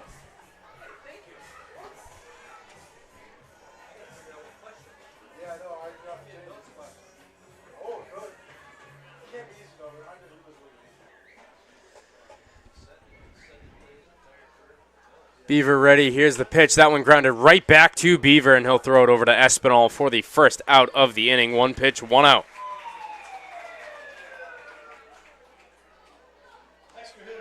So we've been talking about the importance of this game for both teams. The Muckdogs holding an 8-game lead over the Auburn Doubledays in first place in the Western Division of the PGCBL. But for the Muckdogs, a victory here also clinches a playoff spot in the West Division, moves them 1 step closer to clinching the West seed in the West Division. And also, currently, Amsterdam, the 1 seed in the whole PGCBL, is losing to Mohawk Valley by a score of 3-0. Still early in that one, but the Muckdogs are a game and a half back behind Amsterdam for the 1 seed in the whole league. Beaver ready for the 1-2 upcoming. That one popped up. Coming in on it is Caleb Walker. He will make the grab for the second out. So now 2 outs as Beaver, only 5 pitches into the inning,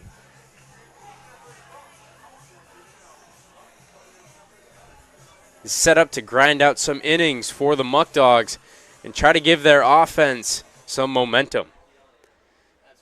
Beavers pitch to Hody. That one sent out to left field. Getting back on it is Mindas for the final out of the inning. So quick inning for Garrett Beaver and company. 6 pitches, Butler, Bolton, and Mindas with the Muckdogs trailing by 1 when we come back.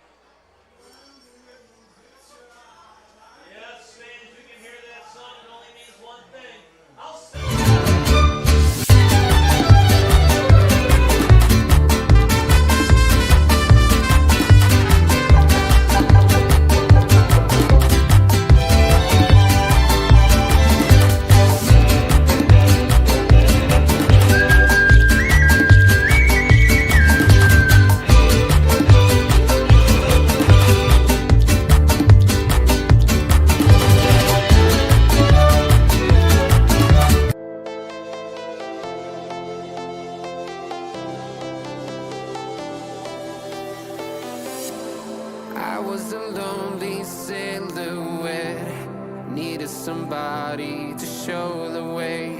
Yeah, I was a heartbeat with no sound till you came around. Yeah, you showed me colors, light in the darkness. You were the only thing I needed. Then we got over.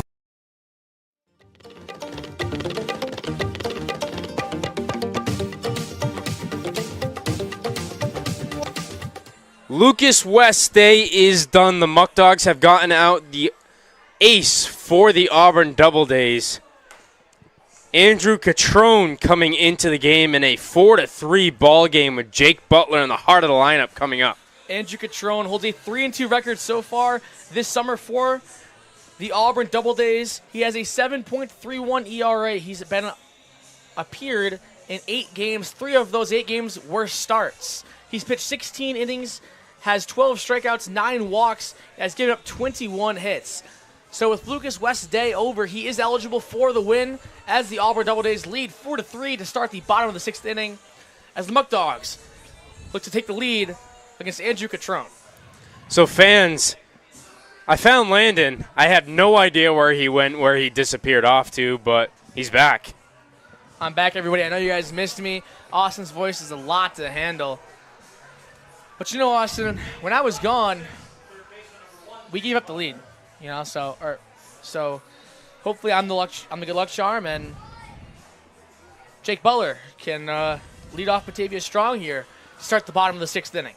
So the fans believe that you went to Tully's, one of the best sponsors for the Batavia Muckdogs. I mean, and Sean C. said bros before nachos, Landon. Come on, dude. So I will say this, Tully's. Great food. We had Tully's for lunch today. I switched up. Normally I'm an Asian tenders guy with ranch. Today, chicken, broccoli, Alfredo. And yes, Sean, you heard that right. Broccoli, I did in fact have vegetables. 1 ball and no strikes from Catrone, too. Butler, that one grounded over to the left side of the infield, picked up by Gropuso on the bounce, thrown across, and there's the first out of the inning.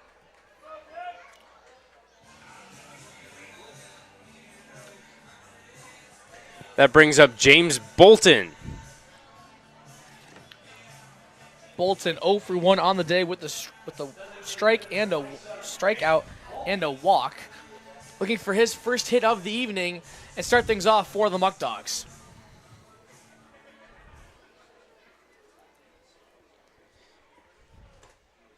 That one misses on the outside part of the plate.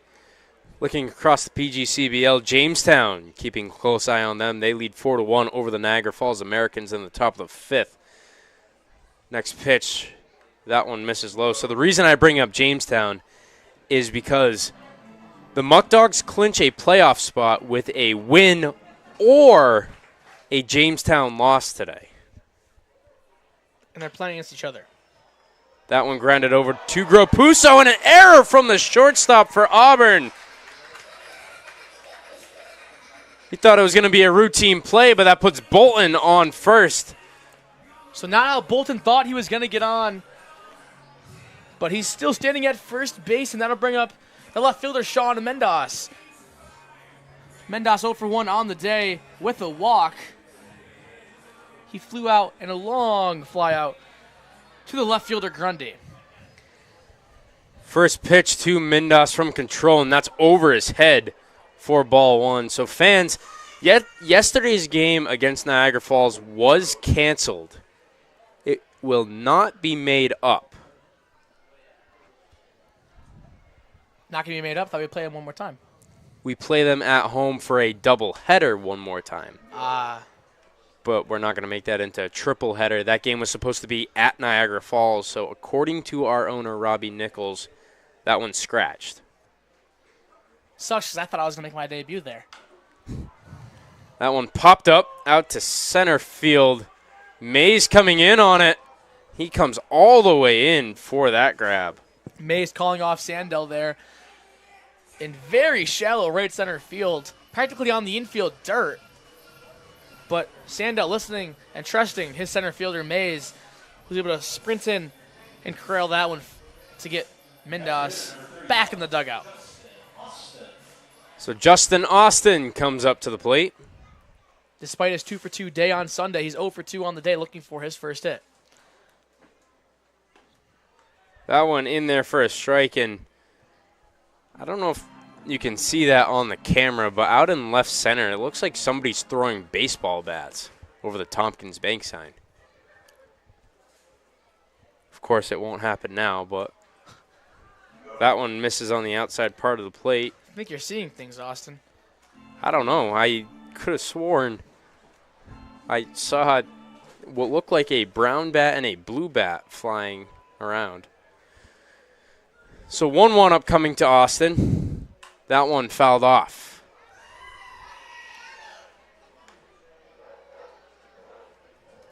So 2 outs in the inning. A 1-2 count to the extra hitter for the Muckdogs. Bolton leading off for first. Next pitch from Catrone. That one out to right field. It'll fall along the line. Bolton hustling over to third. Austin out there into second. He's out at second base.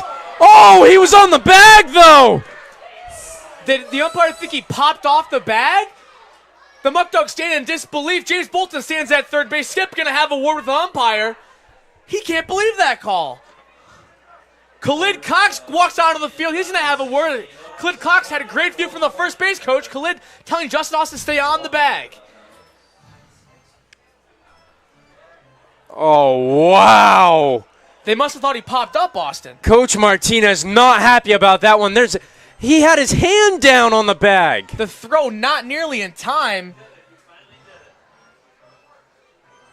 Coach Martinez is letting the field umpire hear it. A close game. That is a horrible call. Austin, Batavia was looking at second and third with 2 outs here in the bottom of the 6th. Instead, they're going to head to the dugout in disbelief. So with that being said, we'll take a break as we get ready for the top of the 7th at Dwyer Stadium.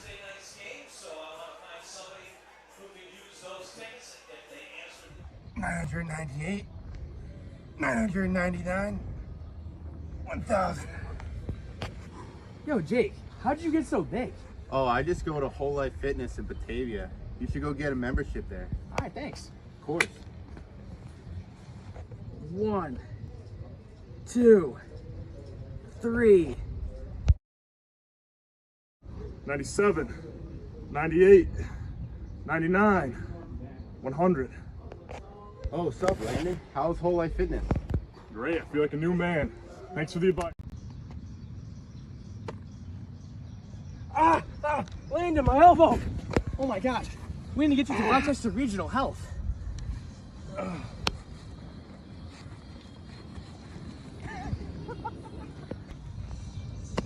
For all your medical needs, go to Rochester Regional Health, the best health services in Western New York.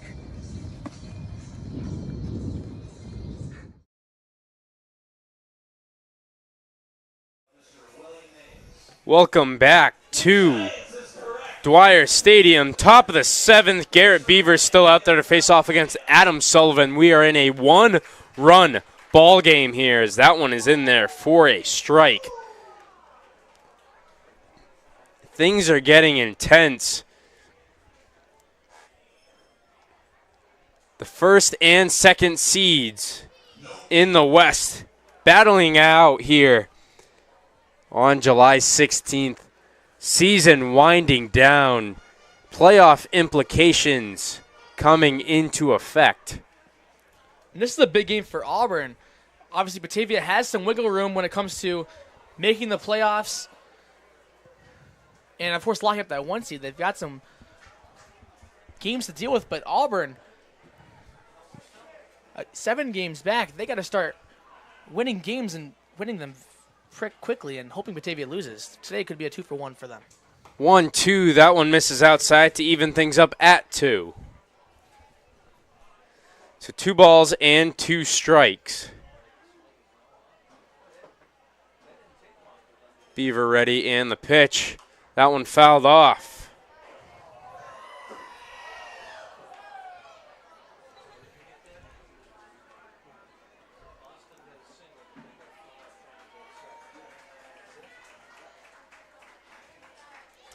Beaver, 2-2 upcoming. That one chopped at and fouled off again. A great snag by a guy in the blue shirt over there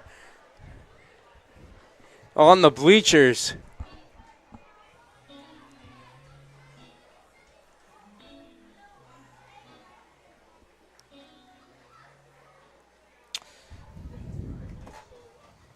Next pitch. Swung on and missed, and Beaver doing the work needed.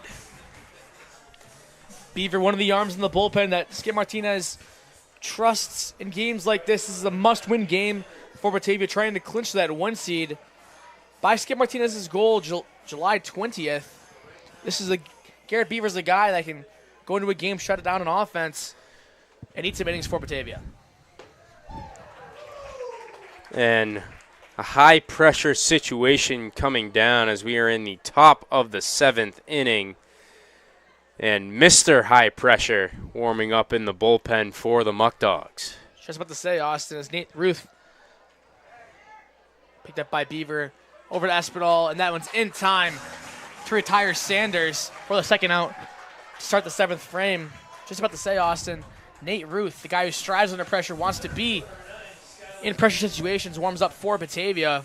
And Austin, if it stays like this, he'll be getting exactly just that. We have a new hitter coming into the ball game, Bradley Soto Diaz.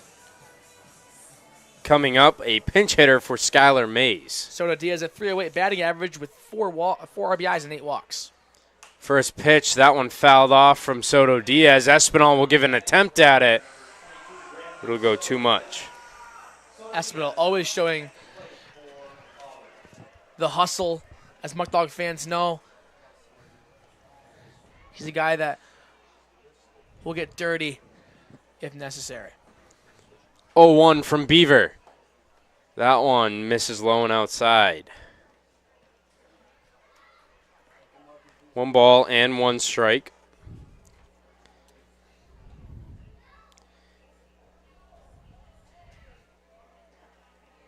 Next pitch from Beaver.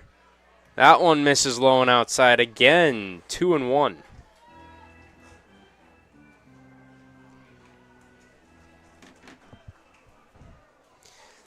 Beaver from the windup, the next pitch upcoming. That one grounded foul, so count evened at 2.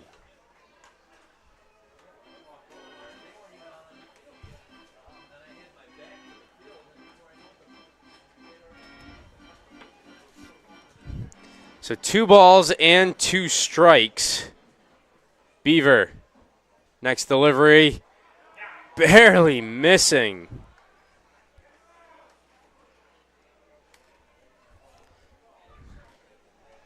So a full count for the submarine righty. Payoff pitch. Strike 3, and Beaver gets out of the inning. It'll be Espinal, Pope, and Hammond coming up in the bottom of the 7th. The Muckdogs running out of time here at Dwyer Stadium. But they are only trailing by 1.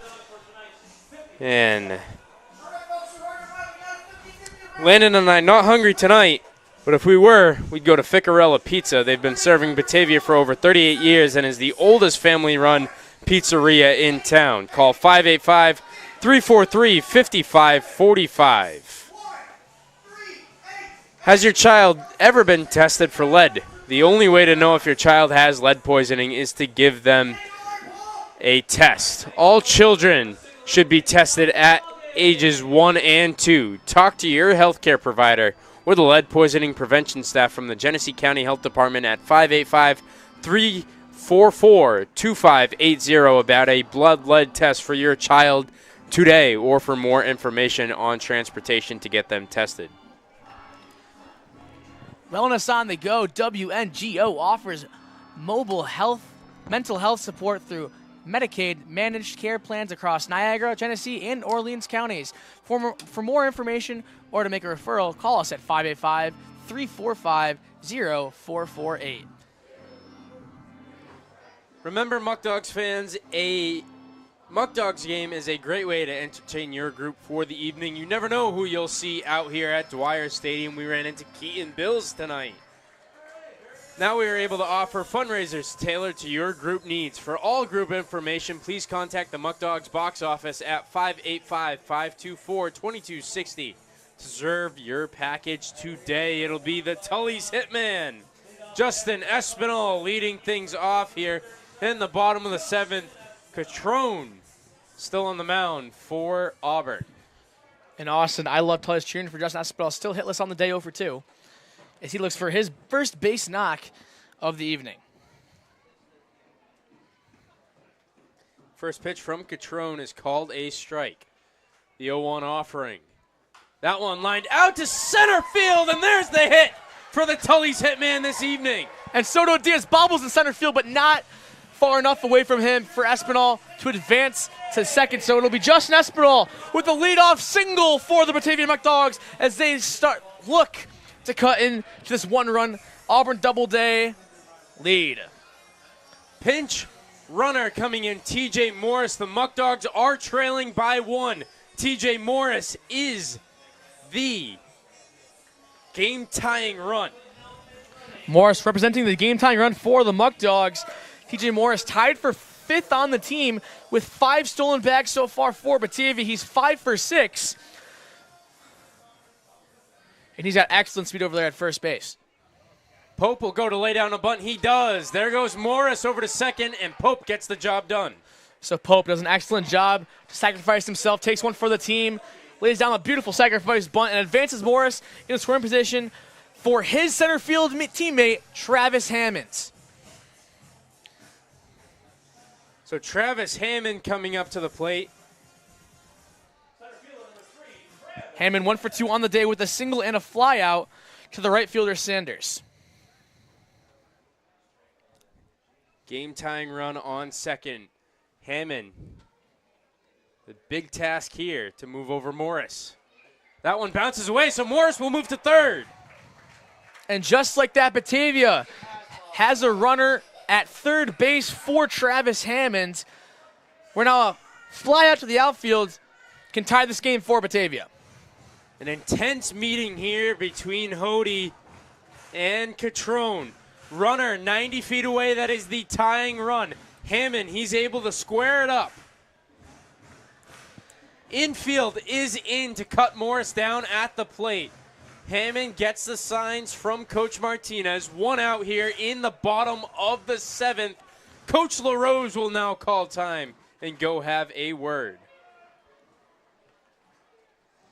So with that being said, we'll see if there's a movement to the bullpen. There will not be as he continues to warm up. Can't see who that is, so we'll take a break with the Muckdogs threatening to score. Hey guys, this is Austin, the play-by-play broadcaster for the Batavia Muckdogs, and I'm here with Dewey at Attica's 10th hole in Attica, New York at 96 Bunnell Street. Dewey's here ready to sink a par. Go ahead, Dewey. Come out to Attica's to play some 9-hole golf. Nice job, Dewey. Welcome back to Dwyer Stadium. The Muckdogs putting some pressure on the Auburn Doubledays in the bottom of the 7th inning. That's Josh Henderson in the bullpen warming up for Auburn as the infield's in for Travis Hammond. Hammond tries to lay that one down. He pulls it back in time for the count to go to 2-0. I like to be a suicide squeeze as TJ Morris was racing down the third base line. Hammond, an unhittable pitch for him but Morris able to get back to third safely as Hammond now faces a 2-0 count. Catrone gets ready. Bale in. Next pitch misses low and outside. 3 balls and no strikes. If Hammond gets on first, he represents the go-ahead run. He does have speed. Caleb Walker is on deck. That'll put 2 speedsters at the corners for the Muckdogs. 3-0. That one right down the middle on Hammond. It's a hitter's count. A sac fly to the outfield will score Morris and tie things up here at Dwyer Stadium. The sun has set over the trees in left field. The lights are on. 3-1. Hammond lays down the bunt. He'll get tagged out going down the first base. No, he's not. He's safe at first. And Hammond takes off for second base. Some confusion in the infield as Zach Bale thought he absolutely had Hammond dead in the rights. The home plate umpire, the field umpire calls him safe. They're going to converge together. Morris looked to be going home on a suicide squeeze, but saw Zach Bale was in perfect position. This could be a major opportunity. Hody having words with the home plate umpire. This could put 2 runners in scoring position for Caleb Walker with 1 out. Austin, I thought he had him dead on the rights.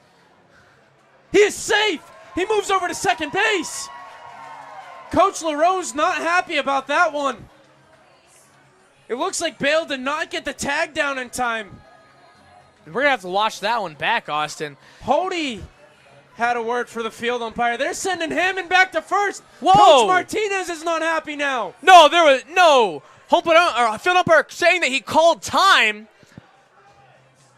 But Austin, you can't call time as the runner's running in between bases. The ball is still alive.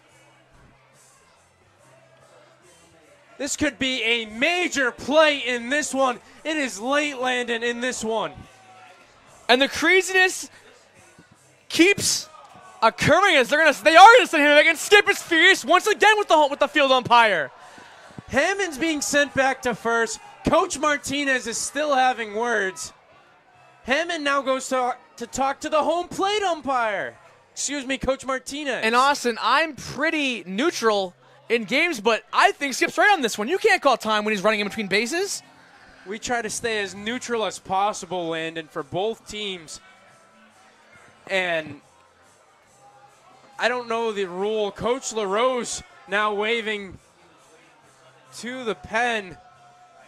Hammond goes back to first. And Hammond, a great heads-up play by Hammond. He sprints down the line, sees the umpire called him safe, takes a look at second base. Middle infielders Sandell and Grapuso were in, not covering the bag, and he took off for second. What a heads-up play by Travis Hammond, but he gets called back as Hammond will now be at first and TJ Morris at third. That'll bring up the second baseman Caleb Walker. He's 0 for 2 on the day, technically 0 for 1. One of them was a sacrifice. First pitch to Walker, that one bounces in the dirt inside on him, so it's a 1-0 count. We have speedsters on the base paths in Morris and Hammond. Hammond have to wonder if he'll move. It's a first and third situation. It'll depend on the catcher, Hody, to see how things work. He did throw one into the outfield earlier. 1-0 from Walker. There goes Hammond. The throw. No throw. Hammond's in there with a stolen base. So Hammond says ball does not lie. He'll steal second base easily on the no throw from the catcher, Hoyte, with Morris dangerous at third. So it's 2 in scoring position for the Muckdogs. Infield is in for Caleb Walker in a big spot here in the bottom of the 7th at Dwyer Stadium. 2-0. That one misses outside. 3 balls and no strikes. Ladies and gentlemen, Lucas Lopez in the top of the lineup is on deck. Caleb Walker, a lefty against Catrone. This could load the bases here if it's another ball. 3-0 from Catrone. That one misses outside. The bases are loaded. So Caleb Walker takes first base and a productive at-bat and loads them up for the shortstop, Lucas Lopez. Auburn will call time, have a word with Catrone, and it looks like his night might be over. Coming into the game for Auburn will be number 6, Josh Henderson. Josh Henderson making his 12th appearance of the season for Auburn. He's thrown 18 and 2/3 innings, has 21 strikeouts, has 12 walks on the year, and he's given up 23 hits, and his hands are full right now. In the bottom of the 7th, bases are juiced for the Muckdogs. Their captain, one of their leaders, now stands at the dish, Lucas Lopez. We'll be right back.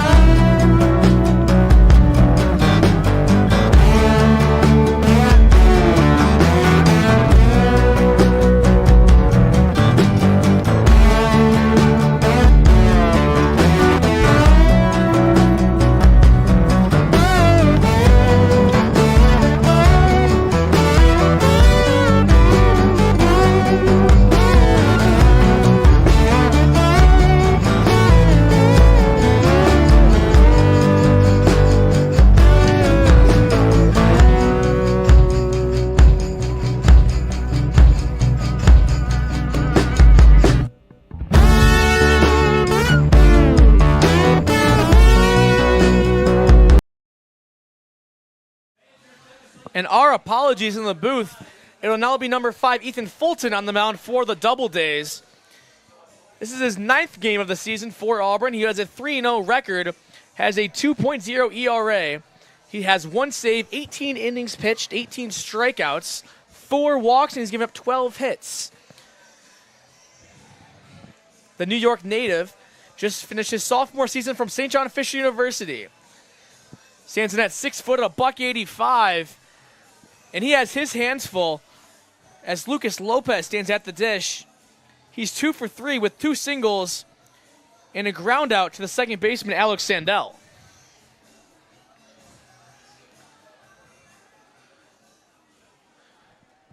So Lucas Lopez will take his long-awaited walk to the left-handed batter's box for the Muckdogs.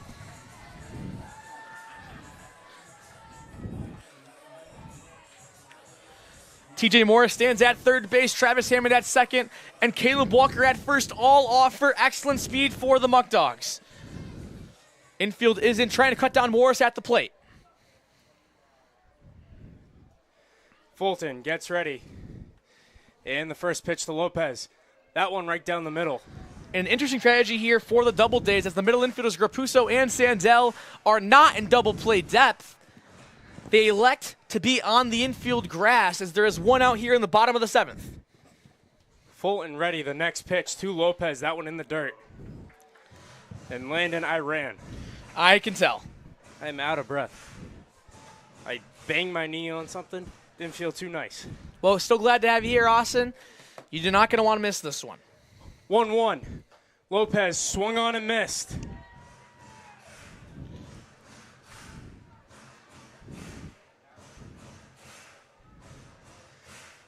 Infield in.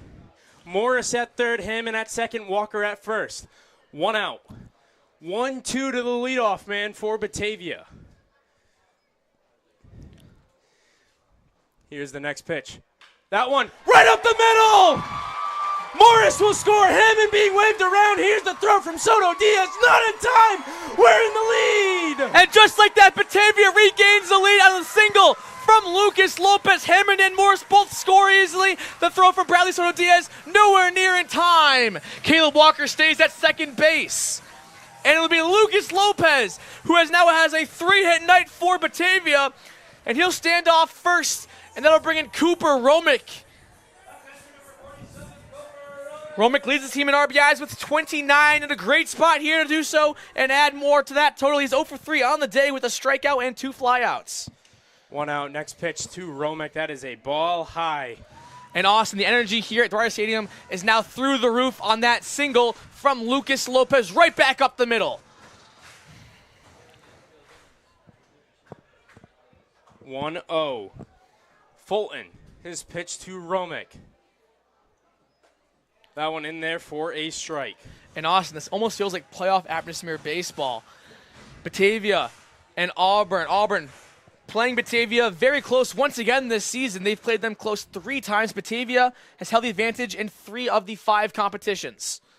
1-1, next pitch. Romick grounds that one over to Gropuso. He'll pick it up, flipped over to Sandell. Back to first. There's the double play. Auburn gets out of the inning. But the Muckdogs take the lead in the bottom of the 7th. It's 5-4 Batavia. We will be right back for the top of the 8th.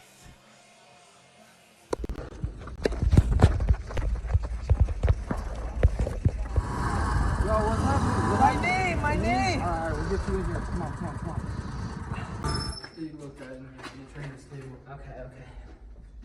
Gotta get this done quick. What's up, guys? Something wrong with his knee. I'm not sure what it is. His knee, huh? My knee. Let's take a look. Nothing I can do. Let's send down to Rochester Regional Health. The best medicine services in Western New York.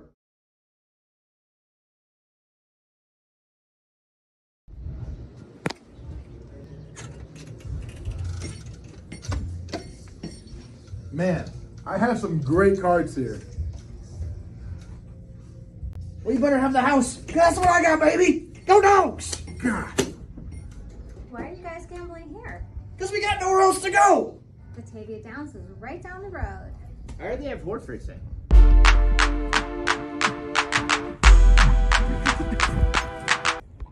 Batavia Downs, Hotel and Casino. 8315 Park Road in Batavia, New York.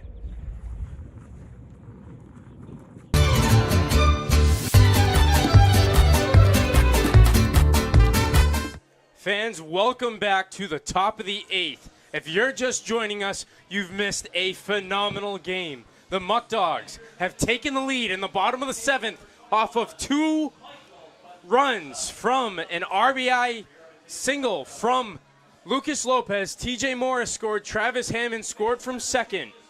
We are in the top of the 8th. Michael Pedraza is in the game now for the Muckdogs. Last inning, we saw Nate Ruth warming up, but it'll be Michael Pedraza stepping on the mound for Batavia. He has a 0-0 record so far this season. 14 innings pitched, given up 7 hits, 4 walks, has 17 strikeouts, and a .64 ERA. Pedraza recorded his first save of the season just Sunday in Game 1 of the doubleheader versus the Pilots. He'll be the setup man tonight, as it'll be Trey Bacon warming up in the bullpen. So if the Muckdogs keep this lead and Pedraza can stay clean for these next 3 outs, it'll be Trey Bacon's game in the top of the 9th is what it is set up for. So defensive substitutions for the Muckdogs. TJ Morris now in right field. Sean Pope moves to first. That first pitch is a ball high. So it'll be Espinal now out of the lineup for the Muckdogs. Pedraza ready for the 1-0 delivery. That one will drill him and put the tying run on first base. Not what Pedraza was looking for to start things off here in the top of the 8th. Pedraza giving up only 1 earned run all season. That was his first outing versus Niagara Falls back on June 2nd. Since then, 9 straight games without giving up an earned run. The leadoff man now on for Auburn. So Pedraza works himself into some trouble here early on in this one. 2 games we are watching closely. One at Sal Magley Stadium. Niagara Falls has came back. It's a 6-5 ball game in the top of the 6th. At Shuttleworth Park in Amsterdam, Mohawk Valley still leading over the Mohawks, 4-1. Pedraza's pitch. That one misses low and outside. Jake Butler creeping in on the grass at third base, thinking that Gropuso might lay down a bunt. Sandell represents the tying run for the Doubledays. He's 7 for 7 on stolen bag attempts this summer. 1-0 upcoming from Pedraza. Here's the delivery. That one misses outside. Gropuso standing at the dish. He's got excellent speed of his own. Perhaps that might be why Jake Buller also is stepping in. Or if Gropuso were to lay down a bunt, he could leg it out. 2-0 upcoming from Pedraza. That one bounces away from Romick. There goes Sandell. No throw. So no bunt needed from Grapuso to advance Sandell in scoring position for the Doubledays. Grapuso now looks at a 3-0 count from Pedraza, with first base now open on the pass ball. 3 balls and no strikes. Pedraza from the stretch. His 3-0 pitch. That one misses, and he walks him. So now with first and second for the Doubledays, both have very good speed. That'll bring up Fernando Espinal. He has a .354 batting average on the year. Not a guy you typically see bunt for the Doubledays, as he leads the team with 19 RBIs. But with first and second and no outs here late in this game, maybe Coach elects to have him sacrifice. We'll find out here. Corners are in. Pedraza, his pitch. That one right down the middle for a strike. And you can kind of see the look on Pedraza's face. He knows he's dug himself into a hole, and he knows he's got to get himself out of it. 0-1. 2 runners on for Auburn here in the top of the 8th. Trailing by 1. Pedraza, his next pitch, trying to lay down the bunt. Throw down! Oh, not in time! What a play by Romick. Great heads-up play by Lucas Lopez, too, as shortstop to try and get Sandell as he was creeping off that second base bag. A little too much for Batavia's liking.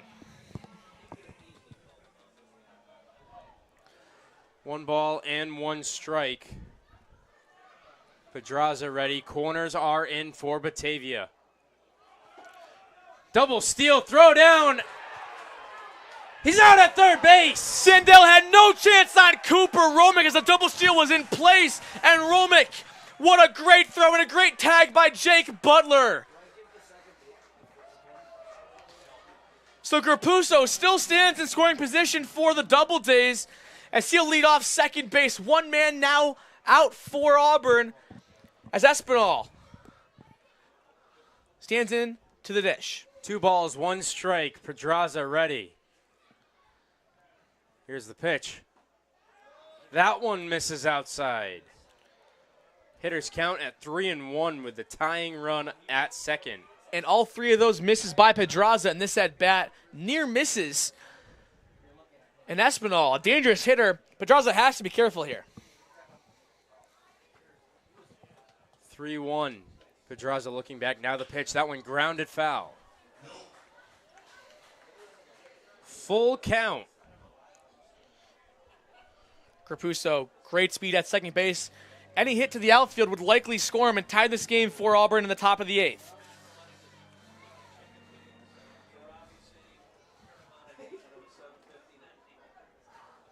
Payoff pitch from Pedraza. That one fouled off. Espinal staying alive for Auburn. He knows how critical this at-bat is for not only the game, but for their season.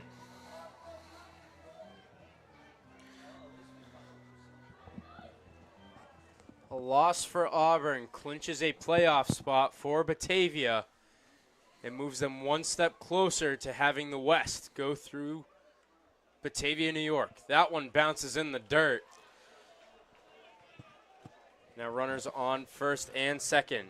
And you got to think, Austin, if that double steal didn't take place, we could be looking at a bases loaded opportunity with no outs for Auburn. But it'll be first and second and 1 man down for the left fielder, Ryan Grundy. Pedraza will step off. Bacon continues to warm up. No movement in Auburn's bullpen. Pedraza gets set from the stretch. 1 out. Here's the pitch. That one misses low. Another near miss from Michael Pedraza there on the mound for the Muckdogs. And for him, he's looking to get a nice hard ground ball in the infield right at one of his teammates so Batavia can get out of this jam. Pedraza the 1-0. That one in there for a strike. Count evened up at 1. Grundy 1 for 2 on the evening with a walk and a single.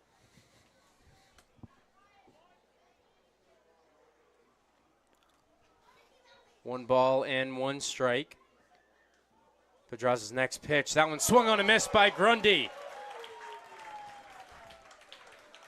So with that pitch, Michael Pedraza jumps ahead on the count to 1-2. Both dugouts are on their feet on the railings. So is Landon and I in the booth. 1-2 from Pedraza.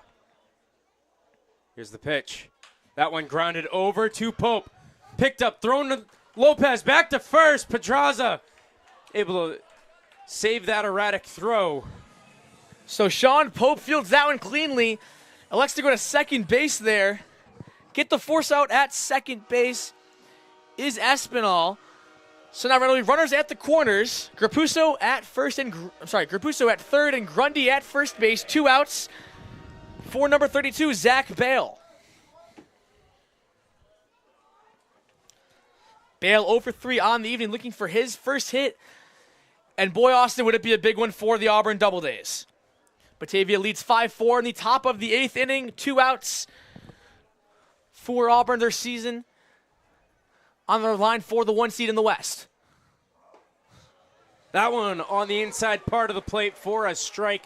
The tying run is 90 feet away on third base. That is Grapuso. And although, Austin, still 2 weeks left in the season, this is a big game to determine who will get the 1 seed in the West Division in the PGCBL. 0-1 from Pedraza. That one lined out into the right center gap, and Auburn will tie it. Picked up by Hammond. He throws it in, and the runners at the corners again for Auburn. And a big hit there from Zach Bale. A little flare out to right center field. TJ Morris will pick that one up, but nowhere near in time is a throw to the infield. Grapuso scores easily. And Ryan Grundy moves from first to third. So Michael Pedraza gives up his first earned run since June 2nd. That was over a month ago, almost 2 months ago. Pedraza ready the next pitch. That one in the dirt. And for Skip, Martinez and the Muckdogs, shock on their faces. Pedraza been so consistent and dominant this year for Batavia. Got himself into some trouble in this one early. 1 run to show for it for Auburn, and they're looking to tack on some more. 1-0. Michael Pedraza takes a breath to slide step. That one misses low again. 2 balls and no strikes. And I'll say it once and I'll say it again. These misses from Pedraza are near misses. The home plate umpire and him not agreeing on the straight calls as Pedraza stands there in disbelief on some of these calls. Pedraza ready the next pitch upcoming. That one inside and low. 3 balls and no strikes. Pedraza 1 ball away from loading the bases. For the 6th hitter in the lineup, Hody. And a 0 for 3 on the day. Most likely given the red light here on a 3-0 count from Pedraza. Pedraza's next pitch right down the middle.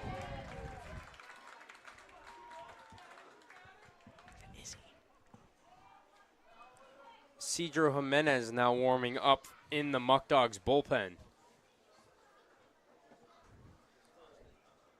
3-1, Pedraza's pitch. That one high. The bases are loaded. As assistant coach, pitching coach Grant Bickham will go out and call time to share some words with Michael Pedraza. As it'll be a Cedro Jimenez warming up in the bullpen for the Muckdogs. Jimenez is not a guy we normally see in spots like this. For Batavia, a very high-pressure situation here late in this one at Dwyer Stadium. The bases are loaded. The go-ahead run is 90 feet away. Coach Bickham explaining to the infield and Pedraza how important this batter is and to focus on Hody at the plate, who's 0 for 3. And Austin, the last 2 hitters for Auburn, Zach Bale, who stands at second base, and Anna, who stands at first, were both 0 for 3, and they had very big clutch ABs. Zach Bale getting the RBI single, Anna drawing the walk. And just like that, Auburn, who had the life sucked out of them in the bottom of the 7th, as they gave up 2 runs, now tied the game in the top of the 8th and are looking to add more and shock everybody here at Dwyer Stadium. Bases loaded, 2 outs. Pedraza will reset. Infield playing back. First pitch to Hody. That one missing low.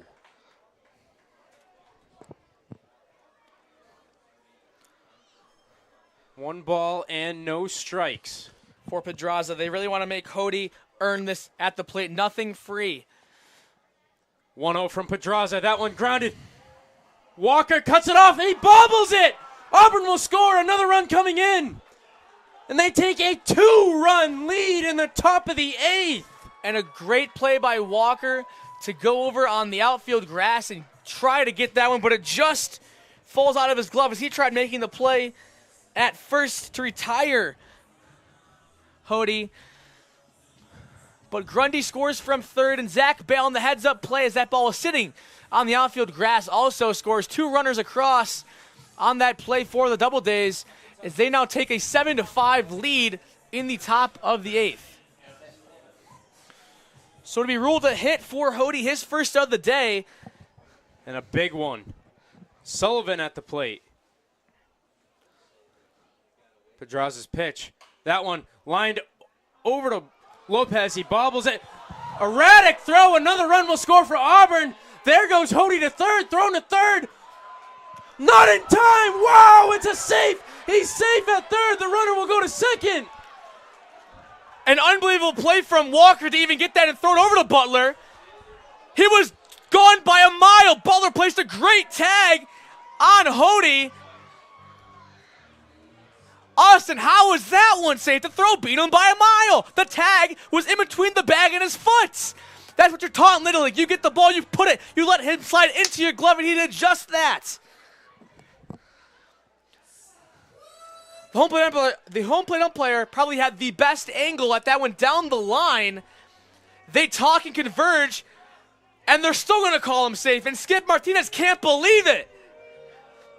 That's numerous calls not going Batavia's way.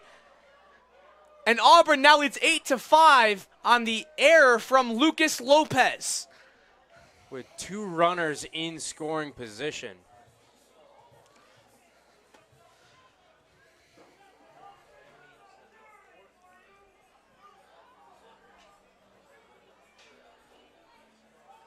Skip still standing there talking to the home plate umpire in disbelief.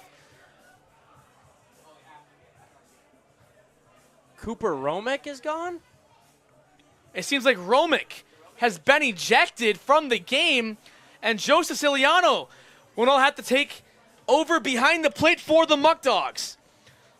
So a big loss behind the plate for Batavia, not only in the plate, but in the batting order, as Romick accounted for 29 RBIs so far in the season for Batavia, 3rd on the team in batting average, and he was going to have one more crack at it, Austin. They are now down by 3, and that's a big player to lose in a situation like this. Wow, things have escalated. I don't know about you, Austin, but I do not want to talk to Skip Martinez after this game.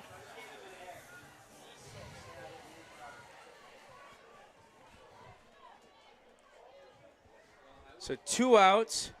Gabe Sanders is up. Auburn 4 runs in the top of the 8th. Next pitch, that one right down the middle from Pedraza. And although it was a very tough play for Caleb Walker, one he thought he should have had was marked a hit by Hody. That was a straight-out error from Lucas Lopez, a very uncharacteristic error from the Muckdogs shortstop and one of the leaders on this team. Pedraza ready for the 0-1. That one inside on Sanders. Count evened up at 1. And Landon, this game. So, Austin, we didn't even see the ejection from Cooper Romick. We thought when they pointed to the bullpen that maybe there was a new pitcher, but it was Joe Siciliano from the bullpen who was warming up the Muckdogs relief pitcher, stepping in behind the plate. It was a very modest ejection from the home plate umpire. I didn't even see it. I didn't see it either. So 1-2 upcoming from Pedraza. Trying to get the final strike to end this inning. Pedraza lifts his leg in the pitch. That one misses low and outside. Count evened up at 2.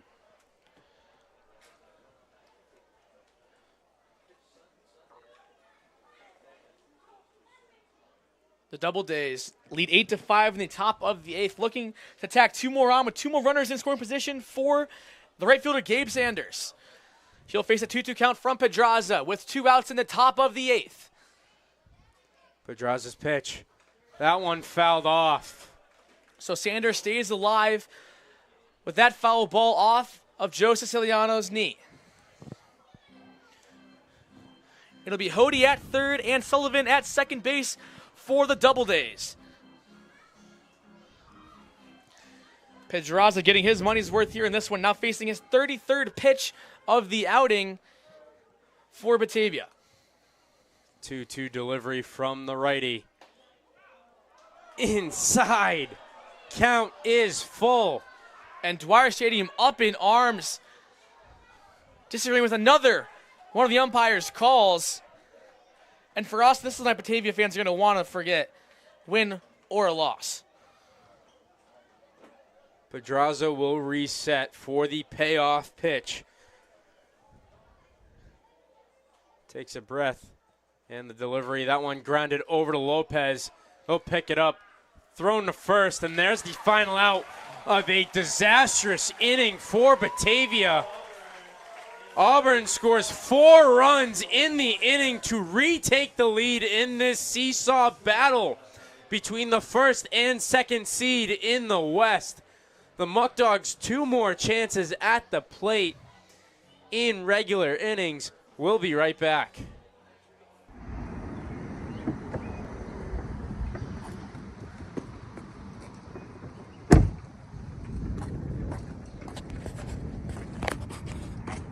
Hey, how we doing? Good, how are you? Can I get one general admission ticket, please? Alright, so that's going to be $9. Having a great season, man. Yeah. First place. First place. I love dogs. There you go. Thank you, sir. If you would like tickets, call our number at 585-524-2260. Go Dogs.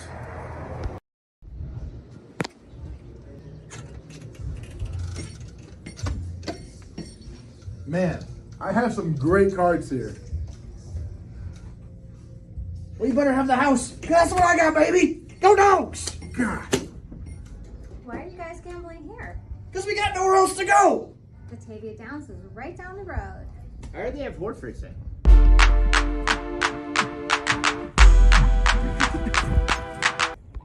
Batavia Downs, Hotel and Casino. 8315 Park Road in Batavia, New York.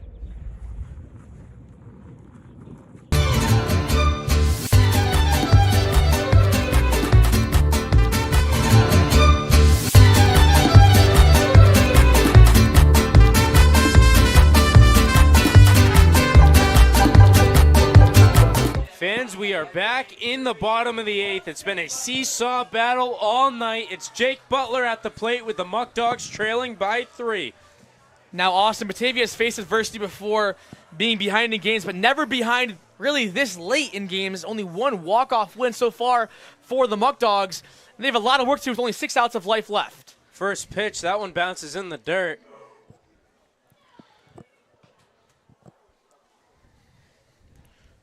Jake Butler, the third baseman, stepping in for the Muckdogs. He's 0-for-2 with the walk, looking for his first hit of the evening. 1-0. That one misses. 2 balls and no strikes.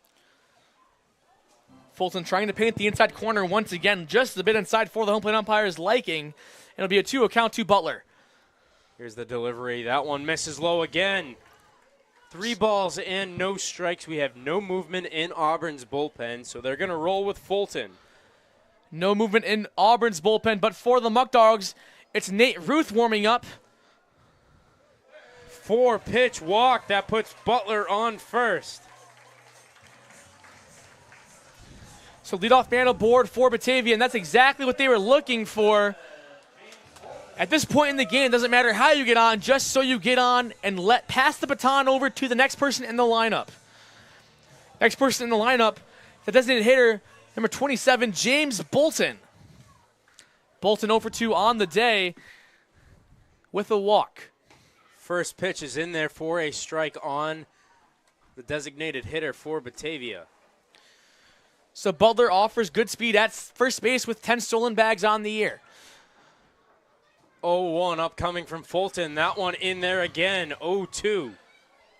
And a questionable call there from the home plate umpire, as it seems Jake Butler got the very similar pitch called the ball just last at bat. But nonetheless, it is 0-2 count to Bolton on the way from Fulton. Here we go, Fulton's 0-2 pitch. That one bounces in the dirt. A great stop by Hody behind the dish. That fastball just spiked from Fulton, and like you said, Austin, Hody just saved Butler from advancing 90 feet, keeping the double play ball still intact.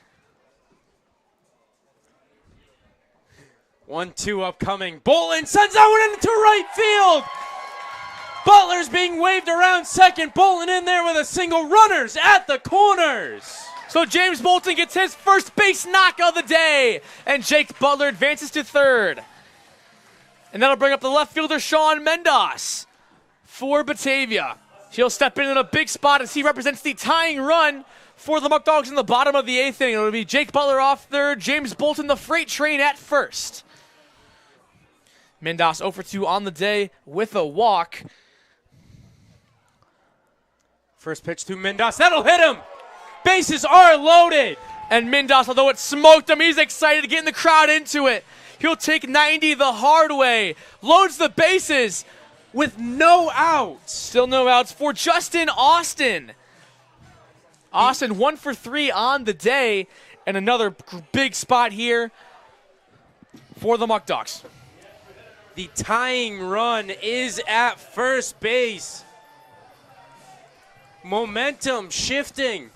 Fulton still on the mound. Nobody warming up for Auburn. First pitch from Fulton to Austin.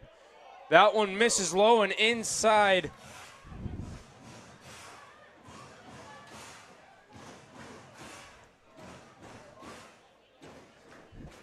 One ball, no strikes. Fulton will step off. The pressure is through the roof. The tension through the roof. These two teams in Auburn in that doubleheader. The bench is cleared to end the game, so these two teams have history. That one misses low and inside again. And now both these coaches have a little history. They're not excited. They're not happy with the way this game has been called today. That one in there for a strike. And Justin Austin thought that one was outside, but it's a 2-1 count on the way from Fulton to Austin. 2 balls and 1 strike. Here's the pitch. That one misses low.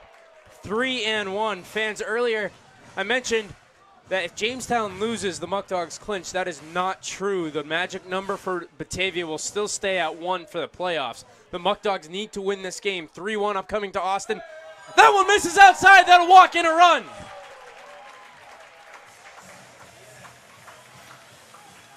So Batavia cuts into the 3-run deficit as Butler will talk to TJ Morris, who looks to get his first at-bat of the game in Austin.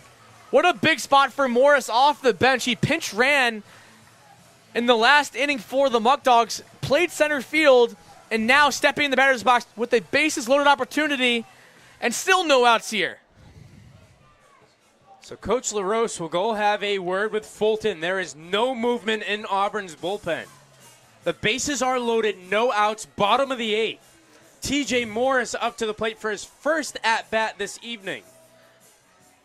It'll be James Bolton off third, Sean Mendas at second, and Justin Austin at first for Batavia.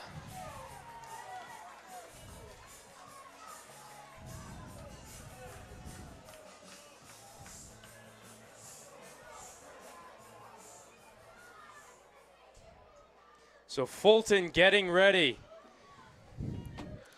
First pitch upcoming. Here's the delivery. Morris fouls that one off.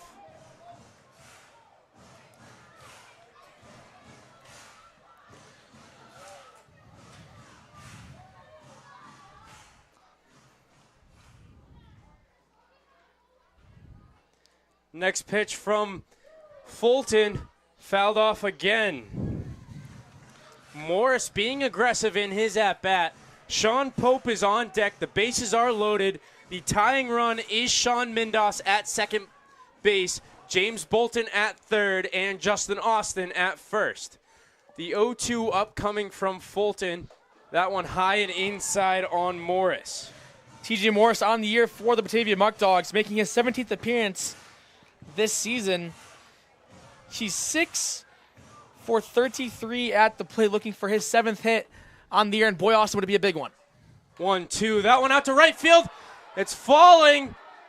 It'll be caught sliding down. Bolton has to go back to third. And James Bolton and Skip Martinez thought that was dropping in shallow right field as that one was poked down the line. But a great catch by the right fielder, Gabe Sanders, as Bolton was halfway down the line, did not appear like he was going to tag. So Batavia unable to capitalize on the flyout from TJ Morris. And Sean Pope now steps in to the dish. Now Landon, Sean Pope comes up. Bases are loaded. That out. That was a tough play by Sanders. Kudos to Sanders in right field. James Bolton was halfway down the line. That's a situation where you have to tag. An unfortunate events there for Bolton and the Muckdogs. Swung on and missed by Pope. And that one's not on James Bolton. Coach Martinez was ready to send him, along with Sean Mindos at second. 0-1 to Pope. Swung on and missed by Pope. No balls and 2 strikes. Travis Hammond is on deck. There's 1 out.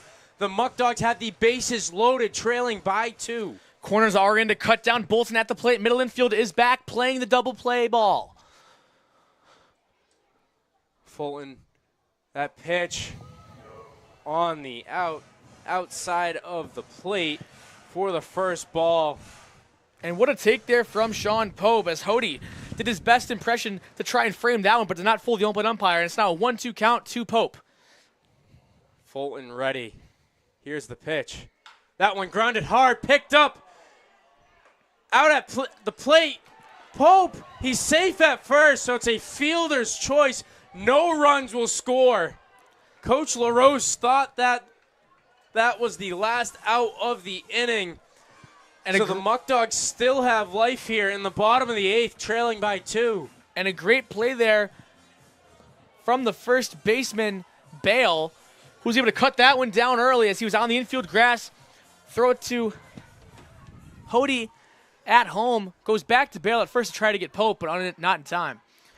Travis Hammond, big spot here with the bases loaded. Hammond fouls that one off of his leg. Hammond is 2 for 3 on the evening. He is in a major spot. Austin at second and Mindos at third with Pope at first. So Batavia only able to capitalize to score 1 run here in the bottom of the 8th. Still bases loaded, but now 2 outs for Hammond. And this is the kind of guy you want at the dish, the speedster, with great experience in these situations like this. Good take from Hammond as that one's high. Count evened up at 1. Hammond just finished his senior year at Southern Wesleyan University. 1-1 from Fulton. Still no movement from Auburn. Here's the pitch. Hammond swings and misses. So Sean Pope leads off at first. Justin Austin at second and Sean Mindos at third. All offer very decent speed for the righty center fielder Travis Hammond. Fulton ready, the 1-2 to Hammond. That one fouled off. Hammond stays alive. Caleb Walker stands on deck, hoping to get a crack at it here in the bottom of the 8th inning for the Batavia Muckdogs. Auburn came into this half inning with a 3-run lead, leading 8-5. Batavia has cut into that deficit just by 1, looking to do so more now. That one grounded by Hammond over to the right side of the infield. Picked up by Sandel. The Muckdogs had no outs with the bases loaded down by 2, and they cannot score a run. Certainly a missed opportunity there for the Muckdogs, but they do put up 1 in the bottom of the 8th inning. And we'll see who comes out to pitch for the top of the 9th for the Muckdogs. They got some work to do as the Auburn Doubledays lead 8-6 to start the 9th frame off. Coming in the game for Batavia is Trey Bacon. So Trey Bacon, who the fans wanted, will come in the game in the top of the 9th with his team trailing by 2. Bacon, normally a guy that we see get save opportunities for the Muckdogs. Today, he'll have the opportunity to get the win if Batavia were to come in and walk this game off in the bottom of the 9th inning. Trey Bacon so far this season has a 0-0 record. He has 9 2/3 innings pitched, given up 8 hits, still has not given up an earned run on the season. He has 12 strikeouts and 3 walks. He's holding his opponents to a .216 batting average and his Ks per 9 just under 12. Trey Bacon, one of the most reliable arms in the Muckdog bullpen, does a great job of limiting walks and striking out the opponents. It'll be Soto, Diaz, Sandel, and Gropuso who Bacon will face. With that being said, we'll get a word from one of our sponsors. Auto Wash is award-winning and committed to providing the best car wash experience in the Finger Lake. Go unlimited and become a club member today. Don't forget to ask about the Family Plan program to save even more. And I probably shouldn't have had that ad read. I'm out of breath. I know Landon and my heart are both racing, so we'll take a break to calm down a little bit. Hey guys, this is Austin, the play-by-play broadcaster for the Batavia Muckdogs, and I'm here with Dewey at Attica's 10th hole in Attica, New York at 96 Bunnell Street. Dewey's here ready to sink a par. Go ahead, Dewey. Come out to Attica's to play some 9-hole golf. All right, not much of a break. Bradley Soto Diaz will come right up to the plate. So the Doubledays looking to tack on some insurance runs as they know how explosive this Muckdog offense can be. Bacon's first pitch to Soto Diaz is fouled off. Soto Diaz did sub into the game. He's 0 for 1 on the day with a strikeout. Bacon ready. The 0-1 pitch upcoming to Soto Diaz. That one inside on the center fielder. That one nearly hit Soto Diaz as he shimmies his hips out of the way. He'll now face a 1-1 count from Trey Bacon. 1-1 from Bacon. That one fouled off.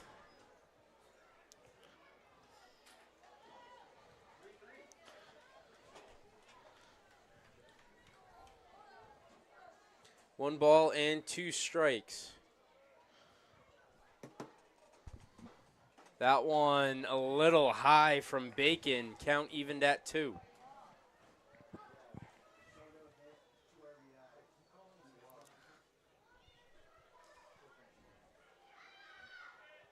Bacon ready from the stretch.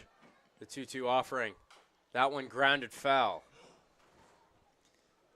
So as they reset, in the top of the 7th at Sal Magley Stadium, Niagara Falls out to a big lead over Jamestown, 14-6.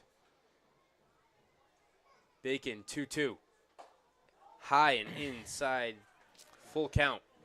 So this is Trey Bacon's 11th appearance of the season for the Muckdogs. Has only his furthest he's gone into a game 1 1/3 innings. Full count pitch, swung on a miss. Bacon gets the first out of the inning.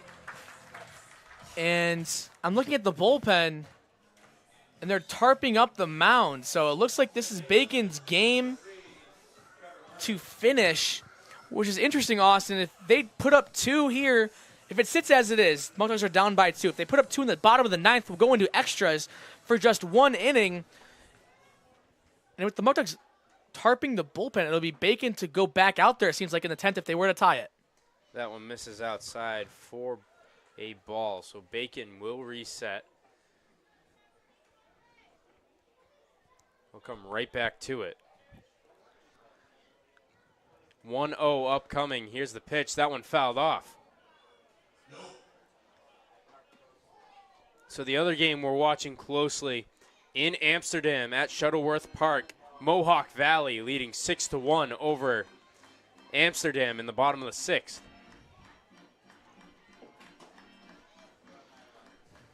One ball, one strike, one out. Bacon's next pitch. That one missing outside. Landon, still nobody in Auburn's bullpen, so it'll be Fulton to finish it. Fulton been one of the more reliable arms for the Doubledays out of the bullpen this season, as he's now in line for the win for Auburn.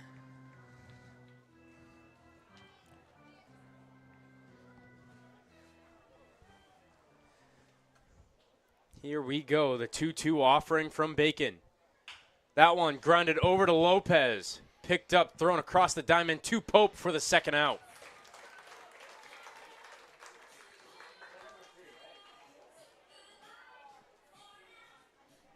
Gropuso in the top of the lineup coming up.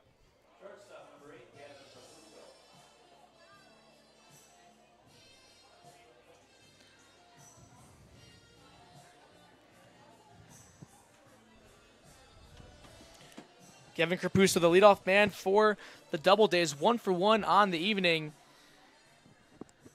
with 2 walks and a hit by pitch. He's been very productive at the plate today, getting on all 4 times.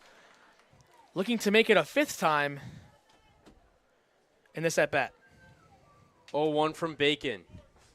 2 outs. He's trying to give his team one more opportunity. That's 0-2 now. It's an 8-6 game. Bacon trying to blank the Doubledays here in the top of the 9th. Coming up for Batavia will be Walker and then Top.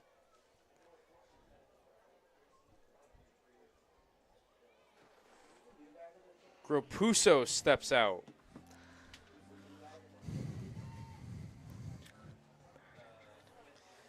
Bacon from the stretch. Here's the pitch. That one inside.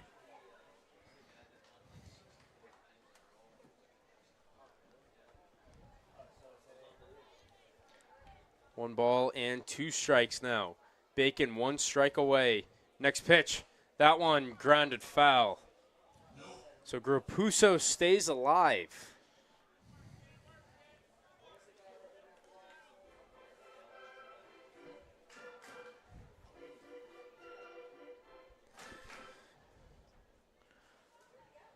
Bacon ready and set. The 1-2. That one fouled off again.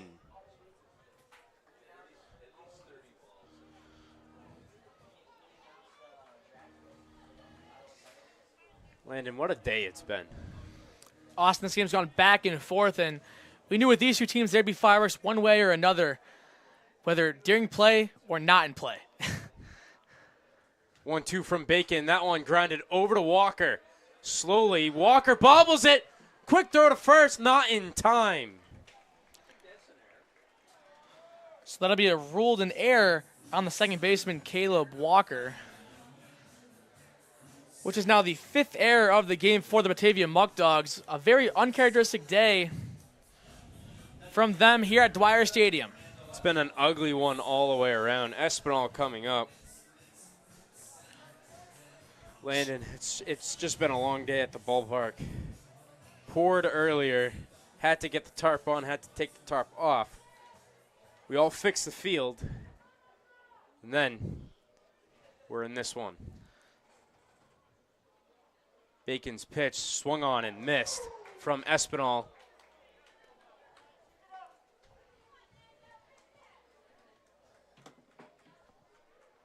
Espinal 2 for 3 on the evening. Pope holding Gropuso at first. Gropuso a big lead.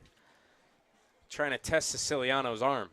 Another step, and Gropuso looks like he will be going. He does not go. That one's grounded over to Butler slowly. Thrown to second. There is the final out of the inning, so the Muckdogs, they'll have a chance here. Down by 2. It'll be Walker, Lopez, and Siciliano coming up. Will we see Eric Fulton out there again?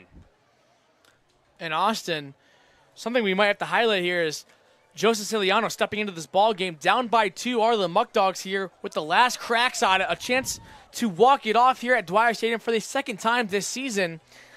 And Joe Siciliano coming into the game cold, looking for his first at-bat as he's now due up third in the lineup.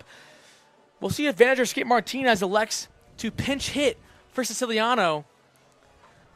But Austin, that's just very dangerous. Siciliano, your only catcher on the roster that can still enter a game and play behind the plate.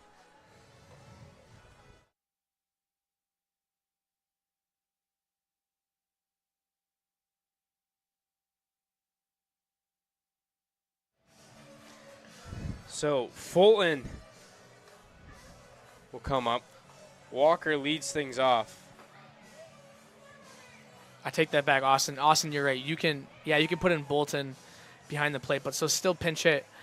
Versus I know that tactic might be in play here from Martinez. We'll see who grabs the bat when Lopez steps into the dish. But to start things off, it'll be Caleb Walker, the second baseman. The Muckdogs need at least 2 runs to bring this 2 extra innings. But Austin, they're looking for a win here.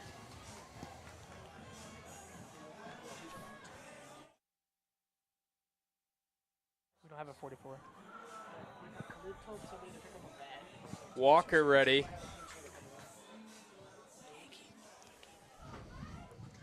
First pitch from Fulton. That one paints the corner for a strike.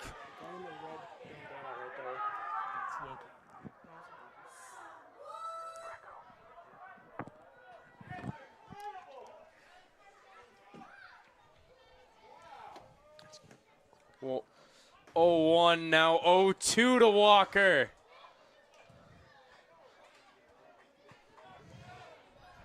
Landon, Sean C. said that you'll have to catch in the 10th if it goes that far. I could catch. No doubt about that. Can't throw anybody out, but I can catch. Fouled off from Walker.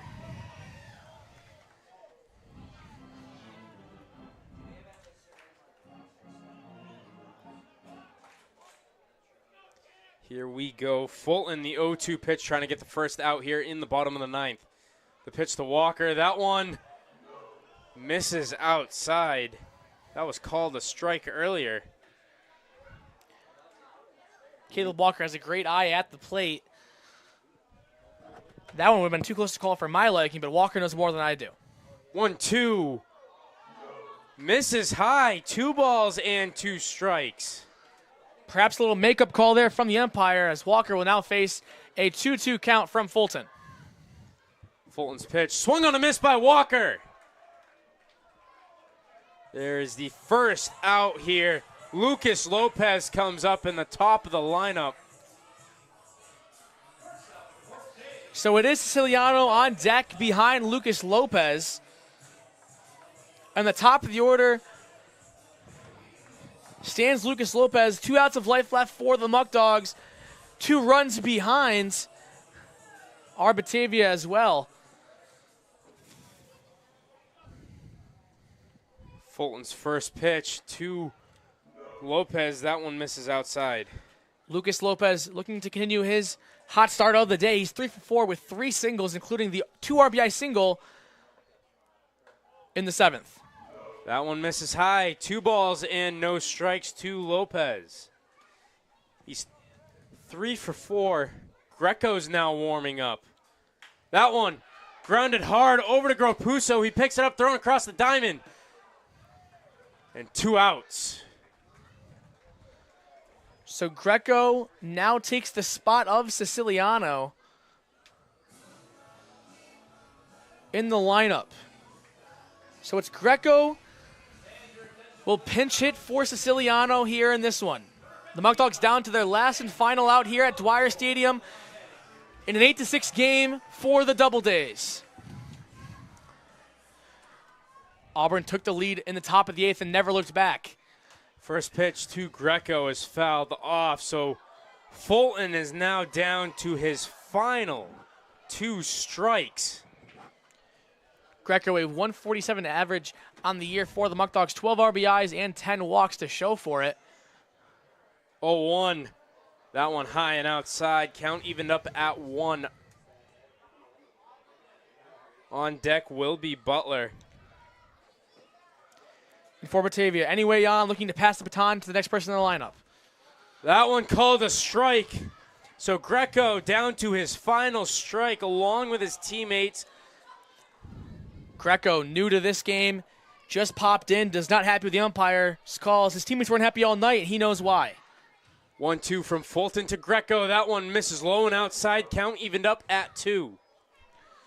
The Muckdogs trying to get a 2-out rally here in the bottom of the 9th.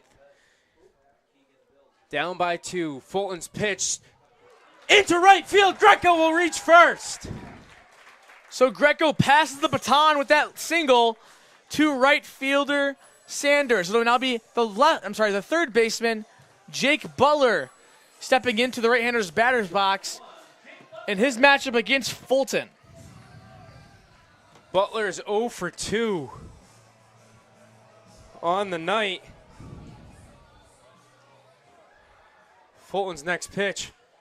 He sends that one out to right field. Sanders gets underneath it, and Auburn will shock the Muckdogs at Dwyer Stadium as they get the victory on 7-1-6 night. That is how this one ends here at Dwyer Stadium. The Muckdogs will fall to 26-6 on the season, and Auburn moves up to 19-13 on the season.